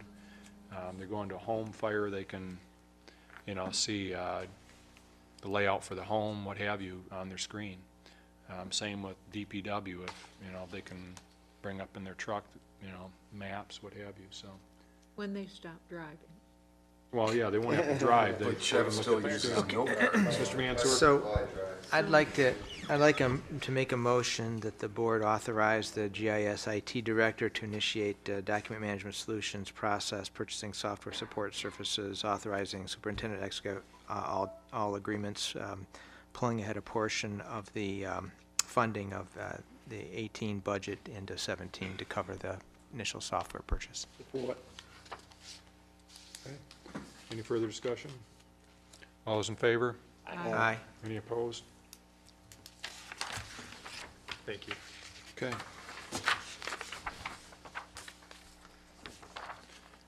The board will consider a resolution, excuse me, rejecting the transfer of the following tax reverted properties from the Genesee County Treasurer's Office to Grand Blanc Township. 5461 Country Hearth Lane, 5349 Spicer Heights, and property 12-05-527-119 on Bradford Drive. Mr. Chairman, and Support. staff has looked at these lots and found that there's nothing there that the township You concur, Mr. Lemina? Yeah, there's, we didn't see anything in any of these parcel IDs that would have any value to the township. And this is just one of those de rigueur every year exercises that we go through to reject those properties. If we do nothing, they come to us and we're the proud owners, so I would recommend that we reject them. Okay. Yes, Mr. Just a Scott? question in the packet, in the agenda, probably through you to Madam Clerk. I noticed that in the resolution, it shows that the yeas were already all of us and there are no nays. Is that just a misprint? I mean, assuming that tonight that nobody's voting against it, which I'm sure there won't be. That might They have been came our. from him. But we're optimistic. I caught that today when I Attorney Laddie. reread everything and I'm going, did I miss something? We'll see how it turns out. Okay. Might have to correct it, isn't it? I gotta vote no. Okay. I gotta vote no now. Any further discussion? Okay, there's a motion and a seconded. All those in favor? Aye. Any opposed? Isn't this a resolution? Oh, it sure It is. is. Thank you for catching that. Ms. Lane? All right, Mr. Ken, Yes. Mr. Mansour. Yes. Mr. Thomas, Yes. Mr. Buzak, Yes. Mr. Massey. Yes. Myself, yes, Mr. Bennett. Yes. Actually Thank you. wanted that apple. Item H, Kathy, you'll send that on. we will talk a little bit about our update on the fire department millage and how we got to where we're at now and where we're at now. So, Mr. Laddie or Mr. Limita, you want to Well, bring us up to date? I will, and Mr. Limita can jump in as needed. Dennis and I met with Attorney Griffin and the city manager, and we were discussing the ordinance that this board had already reviewed and made some changes to. And the primary issue in that ordinance, there are a couple of important topics, but the primary issue had to do with the funding of the fire department that would exceed whatever millage amount we would ask for jointly. And we have not been able to arrive at that amount. And what was interesting is in discussions with trying to figure out whether it should be a 0.5% contribution above whatever extra voted millage, there was discussion about what that amount should be, but the city representatives, again, and they're speaking on behalf of the council, but we're in negotiations, right? So they're not bound by anything in particular. But they began a discussion where they may not ask for, once we told them that we can't tie bar with them because we're going to have to go ahead with our own extra voted 1 mil in 2018, that they may not follow suit. They may not ask their voters for 1 mil. They may ask them, they may continue the current 0.5 millage for a year or more. They may ask for some sort of lesser amount from their voters, but they may make that amount up with extra voted millage and general fund contributions in some combination. Well, after those discussions, and again, we made some progress and we're moving forward, except that Dennis and I began to talk about the idea that if we're not going to be tie barred, and if they're not going to necessarily ask for the same millage at the same election, then maybe, and we've already decided that we have to move forward in 2018 and we have to ask for the 1 mil. Maybe we can put on the back burner some of the issues that we haven't been able to resolve as far as the ordinance is concerned, and focus our efforts on our 1 mil extra voted millage that we're going to put in front of the voters in 2018. And so we want to get your thoughts on how you felt about that, and also this board's going to have to decide when we're going to have that 1 vote or that 1 mil vote in 2018. And also I know that we have another potential millage issue coming up with the police. And we have another issue coming up with mosquito. And so maybe our focus will be, at least for the short term, of when we're going to schedule our millages, in what amounts. We've already set the amount for the fire department, but we've got to determine that for the police. And the other potential benefit of holding off until we have scheduled and have the results of our millage is maybe that agreement's going to change rather drastically depending on the result. And so we thought we'd get your feedback on that topic and see what direction you want us to go. Ms. Lane? I think it's important that we get our millage language for all 3 millages set first. Get them approved and then move forward knowing what we have in-house. When you say get them approved, Ms. Lane, you mean get the Have them voters to approve them? approved by the voters. So have and a then vote we'll- on the millages, is what you're saying. Figure out when we're going to have them, get the approval of the voters on those millages, and then work on the ordinance. Right. The one thing that we know with certainty is we need at least 1 mil from the voters. Yeah. And we know that we're going to ask them for a mil. And so that's the minimum. I like that idea of getting the millage nailed down first. And I think we just talk a little about it and see if we have a consensus, but I think we get pulse of our voters and see if that's where they want to go. We've got to talk about the police millage and what that's going to look like. The mosquito millage, I think that probably is going to be pretty easy to figure out, but maybe the police, we're going to have some discussion on that. Yes, Mr. Thomas? You know, it's, when I read the proposal, and the more and more I think about it, it seems to me that it was always put out in front during our task force meetings and the commission meetings that the city kept on, and the mayor kept on saying nonstop, all the residents pay the exact same. Everyone's paying the exact same millage on, and so for us to go in and say the 1 mil, because we know we need the 1 mil, and up to a half a mil contribution out of our general fund, but for the city to levy a different mill, the city council and the mayor and their administration always said that everyone's paying the same. But then I look at it the other way, $1 is $1. So. Well, that's a great point, because we're gonna have to agree on the funding formula. That's an absolute certainty. But if they have $1 coming from the extra voted millage and 50 cents coming from the general fund, it's still Grand Lake City taxpayer money. Right. It'll still be Grand Lake Township taxpayer money, right? So that foundation is that we're all gonna pay, residents of the city and township are gonna pay the same amount for fire service is still true, whether or not we go for a mill, they go for no mill, or we both go for Just whichever pocket you want to take it from. It's money out of the right pocket versus money out of the left. They may choose to pay it all out of their general fund. Mr. Mansur? So I guess that was kind of the thing that I was kind of trying to think through, is that if we go ahead and provide the millage and, you know, get it approved, then if I'm negotiating with the city, it doesn't seem to me that trying to divvy up and kind of get the ordinance straightened out afterwards, I mean, it kind of puts us, from my viewpoint, in a little bit less of a strong position, because the city knows what we're anteing up.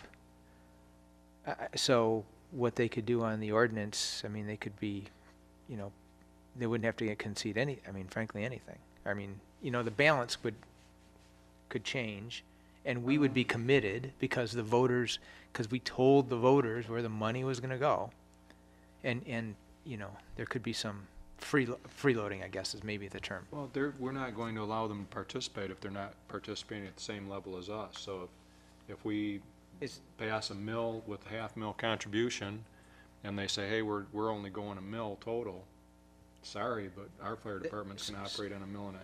So are we, by saying that, I mean, we're going to invoke the dissolution? Well, we've told them that we believe what we believe in terms of how much it's going to cost to run the fire department. I mean, we can't negotiate that down. I mean, if we truly believe that's what we think it's going to cost to run it, how do we go backwards on that? If you look right now, we are funding the fire department with 1 mil. 1 mil is city, 1 mil is township. So if, no matter where you are a resident, you're paying all the same at 1 mil. We know that 1 mil does not cover capital costs. We're underfunding it, and we have been, because 1 mil isn't doing it. So I think that we've at least found some common ground, some agreement between both the city and the township agree that 1 mil does not fund it. The disagreement has been between what level above 1 mil that we need, and you know, we came back and said we should at least fund it at 1.5 mils to backfill the hole that we dug for the next few years, and then after that we look at it every year and we set it accordingly. One of the ways we looked at maybe doing that with the ordinance language is that it's going to be at 1 mil voted plus 0.5 mils up to 0.5 mils general fund contribution from the township. Now, if the city, I guess we don't care where they get their funding from, as long as it's the equivalent of 1.5 mils, or you know, so that we know that it's same, it's fair. But if, you know, we could always word that ordinance that it's going to be 1.5 mils unless both municipalities agree to bring it down based upon the economic realities of where we're at from a capital funding perspective. What that would mean is that if we got in there and said, well, let's bring it down to 1.3, now that we've backfilled, we're comfortable, I think 1.3 mils is the way to go. And I think it should automatically be a discussion every year. When the fire department presents their budget, here's what we need to operate. We think our capital reserves are where they need to be, and we think we can do it at 1.25 or 1.3 or whatever that number is. And if we can't agree, then it will be funded at 1.5 mils. I think that kind of forces us to work together, and well, I can't imagine that either municipality wants to overfund the department when we have so many other critical needs, whether it be roads or, you know, snow plowing or whatever. And I think we can work it, but I think it's important that we really can't approve our ordinance until the millage passes anyways, because our ordinance is gonna read that it's gonna be funded with 1 mil voter approved and up to 0.5 mils. We can continue the negotiations, and maybe we'll be settled on negotiations long before this comes to a vote, but we do have to get it voter approved before we finalize the ordinance. Ms. Lane? The one thing that you might need to know is the city can levy up to 20 mils without a vote of the people. The township has already reached its maximum at 5 mils, and everything else has to be voted on by the people. So we don't have the same flexibility as they do, and so if they decide to take 1.5 mils out of their current levy up to 20 mils, they can do that. Mr. Thomas? Mr. Supervisor, I keep on hearing this term negotiation. Can you explain that to me? Because I'm pretty sure we're done negotiating. Well, Mr. Laddie maybe can expound on what that means for Well, us. I don't know if negotiation is the right word. We have operated the fire commission through a joint ordinances that mirror each other in the city and the township, and they basically describe the makeup and the operation of the fire commission. And what we did, we've always had a funding element in the ordinance, that in the township's ordinance and the city ordinance that relates to funding. It used to be a percentage. It used to be, well, just going back to the 75-25 days. What we did, though, when there was a decided effort on the city and township to go ahead with potentially funding full-time department, is we first went out to the voters to ask whether or not they'd approve that in the form of a $0.5 mil on each, the city and the township. We didn't amend the ordinance language until that millage passed in the city and the township. And again, it's become clear to us over the last 18 months or maybe 24 months that we are not funded fully at the 1 mil. And Mr. Limita has explained that in great deal to you.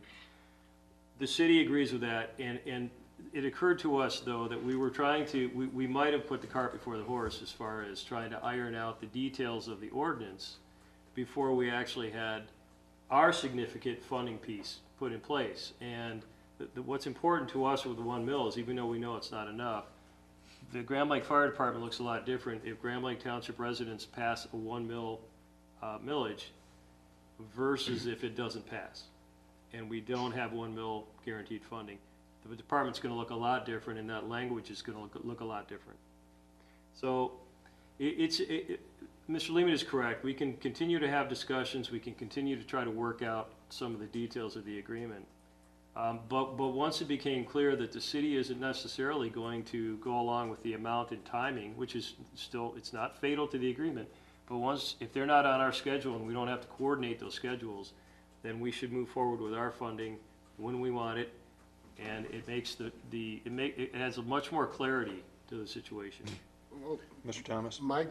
Okay, so 2018, we have the fire.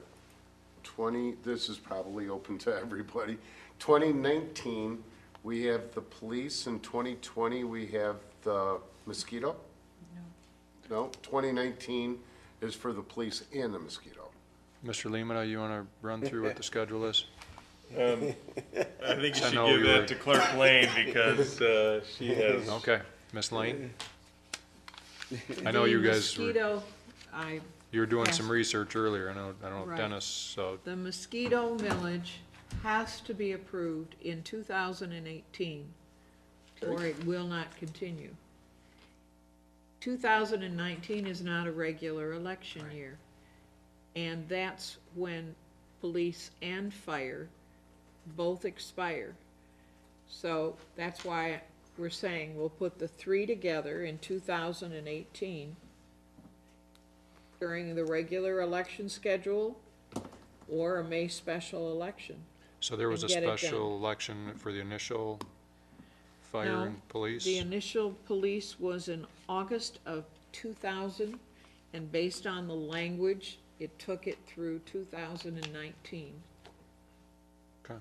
So if you don't do a regular 2018 election, you're going to have a special election Right. in May, August, or, And when you hold an election, if you hold it in August or November, you're collecting it that year in December, and so Okay. it jumps you ahead a year. Gotcha. So we're talking about May as a special election, maybe, just Well, on we the haven't subject. gotten to that point yet, but, May for special election for the fire. Am I jumping the gun?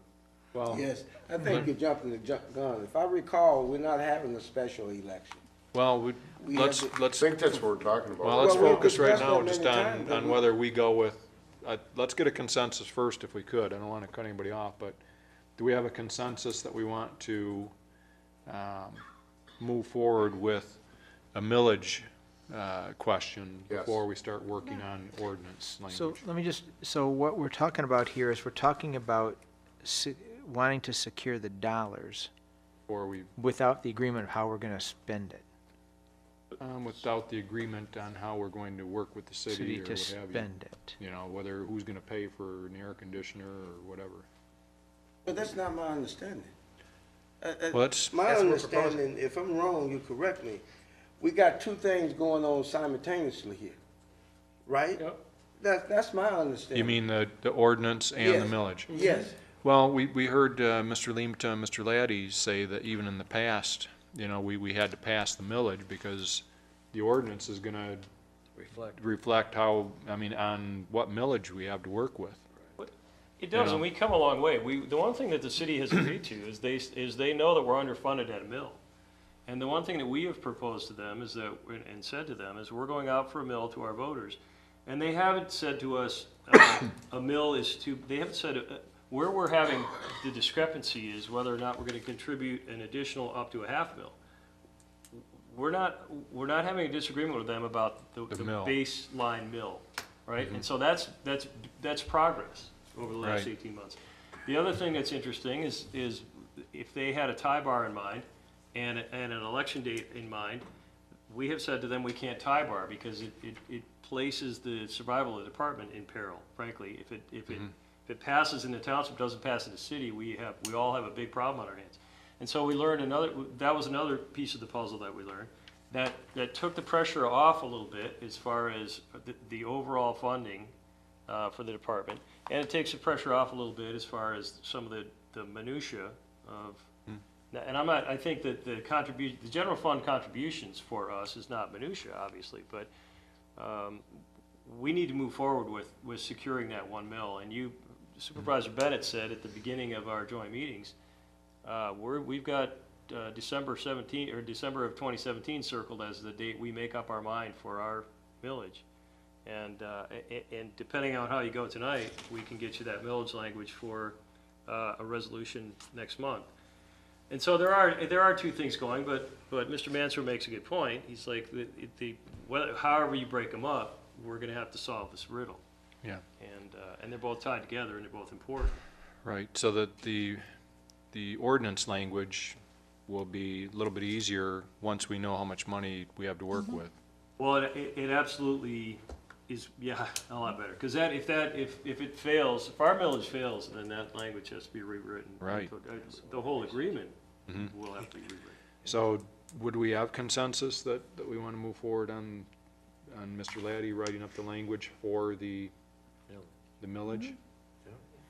Okay, so we want to look at that next month. That's fine, you'll have that. Then the next question, I don't know that we're going to answer this tonight, is, and if we want to discuss it in December, I don't know, you tell me when we want to discuss it, but the timeline for voting on that millage? When Well, do we- I think you need to be able to answer that question at your Tonight? December meeting, because At December? if you adopt that resolution, it's gonna have a date in it. And so what you can do from now until then is consider what you want to do. I mean, your options are a special in May, or August or September. And I've heard valid arguments for doing it in May. I've heard valid arguments for doing it in August. Obviously, we can't wait until November, I don't think, but anyways, I think we should flesh out what those arguments are, so everybody has a chance to weigh in, and in December, we'll make a decision. Yes, Mr. Chair, Yes. I would say this, and I'm not gonna say any more about when you can hold the election. I'm totally against holding it in May. Okay. If you'd like to know, I explained it to you. Yeah, well, we're gonna ask for that information. I think we want everybody to put it out there, because, I mean, I don't know that anybody, I mean, hopefully everybody deliberates here on the information they receive, so the information and suggestions you provide will be very valid. And that is something to consider. The other thing is, and again, I think we know, we have to schedule in the police millage as well. You don't have to settle on that amount, but if it's gonna be in 18, we also need to, if it's May of 18, we need to get that information to the county as soon as January, I think. So we've got to answer those two questions very quickly. Mr. Thomas? Again, so in 2018, we're going to ask for fire, police, and mosquito, Right. all three of them. Unless We somebody have- has a convincing well, it hasn't argument to been wait decided till yet. Right. 19. You could, and Ms. Lane's gonna be upset with me on this, but you could wait until 19 for your police millage, but it'll be a special election. There's no other election in 19. Well, if we don't piggyback with one of our millage asks, we'd still have to have a special election this year, right? If you don't go in August or September, or in November, October. you're gonna have, May is a special election. I think, may I make a suggestion? Sure. I think some of the things that are most important to this election, if I'm wrong, correct me someone, I think we should have an executive section. You can't. We can't?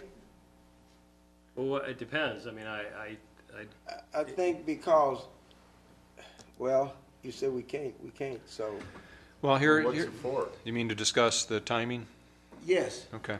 Well, I think, one of the things that I'd like to see, and I want to make sure this is all out in the open, but I think, if people have a compelling reason for when they believe that the election ought to be held, that they, write it down and send it out to our board, so that, I don't know if that's allowed under the Open Meetings Act or not, but, well, you can certainly, if people want to share their thoughts, and I'm happy, because I basically have been dealing with the fire millage along with Mr. Lehman.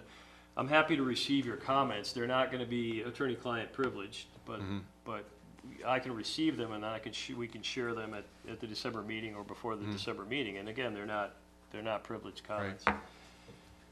But it's a significant. Those are significant questions. The Grand Lake Township Public Safety is forefront on those topics, and right. it's a big decision. Ms. Lane?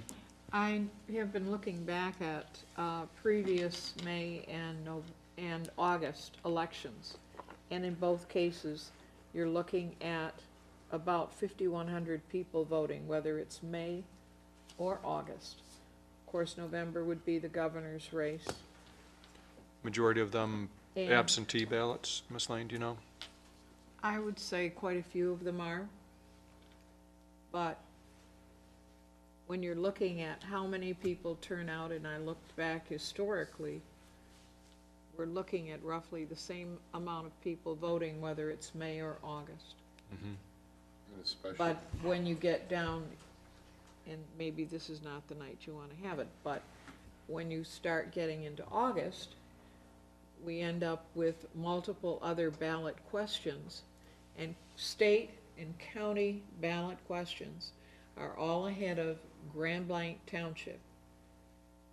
And so by the time you even get down to the bottom of the ballot, there are more voters that keep dropping off from the first item on a ballot all the way down to the end. Again, Mr. Laddie has repeated what I feel is the important issue. Mosquito, police, and fire are the quality of life we want in Grand Blanc Township. And I prefer to put that out to our residents and let them decide without any other confusion. In May, everybody's home with their children, the snowbirds are back home, those that go up to the cottage aren't going to be here. I know some of you disagree, but if you put anything off to 2019, it is always a special election. So the three should be together, in my opinion, but I think it's the quality of life that people came to Grand Blanc for, and I don't think it would be a difficult sell. Let me, I'm ready to game up on this discussion if we're going to do it right now. So we've had one side and one another. If we want to, I'm happy to go at it, but I mean, I have very strong opinions on this as well, and I have data to go with it. So we can either stay and do it, or as Chairman Bennett suggests, maybe put it on the topic for next time.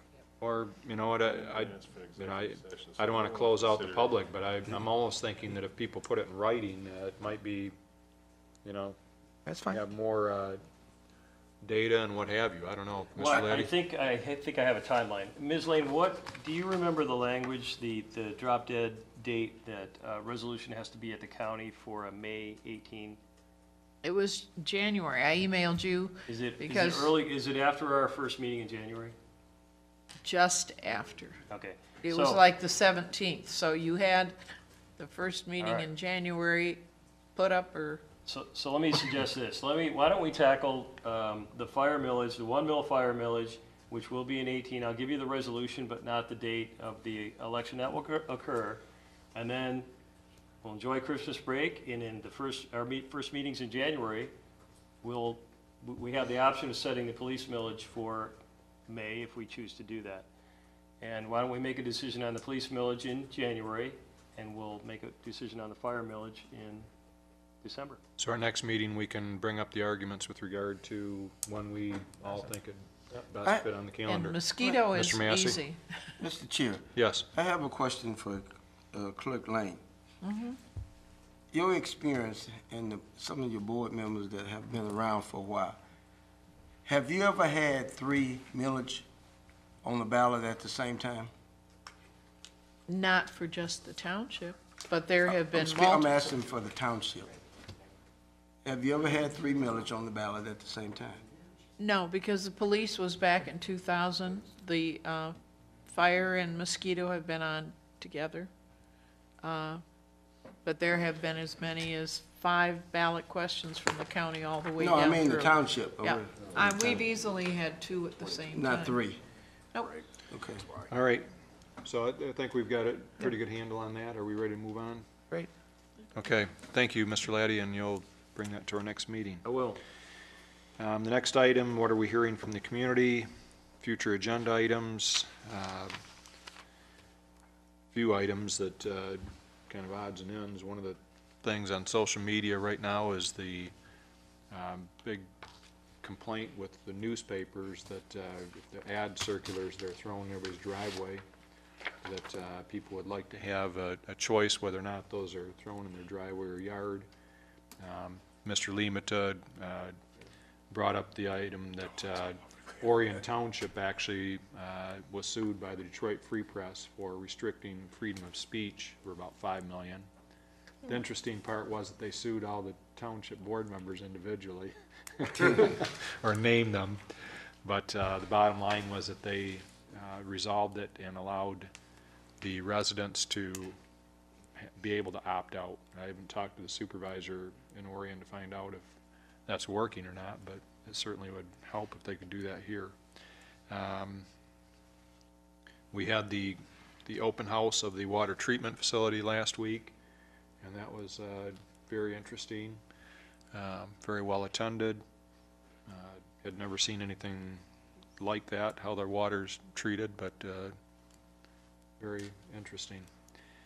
Anybody else have anything they're hearing in the community? Ms. Lane? We are getting constantly letters on the zip code change, and we have people from Mundy Township and Burton who come in and say, can we fill it out so that we can get ours changed too, so. The zip code is moving along, but needs to get more. Yep. Went to an open house this past week for, that the road commission held for Fenton Road construction, and next April, they will be closing Fenton Road between Cook Road and Graham Blanc Road until August. Ew. And it'll only be for local traffic. The traffic will be going northbound that can get on that street, but they're going to rebuild it completely and turn it into one lane each way with a center turn lane.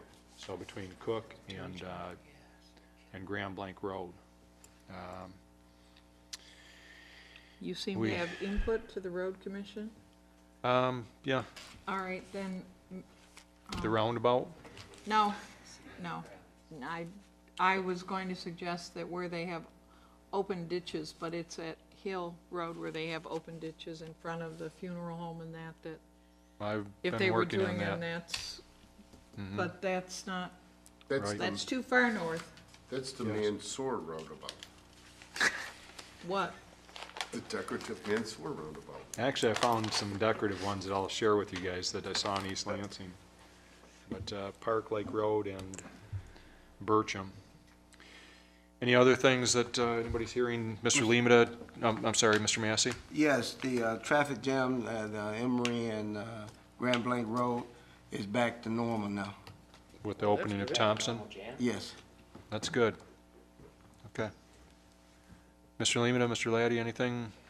We do have an executive session for you. We have a potential employment contract for you to consider. Okay, Oh, I forgot about that. all right. All right, I'd move that we go into executive session to discuss a labor contract. Okay, we'll see everyone in there. Is there a motion? All those in favor? No, I got Okay. roll Okay, call. call the vote. Mr. Kent? Yes. Mr. Mansell? Yes. Mr. Thomas? Mr. Yes. Guzak? Mr. Massey? Yes. Myself, Mr. Yes. Bennett? Thank you. 9:20.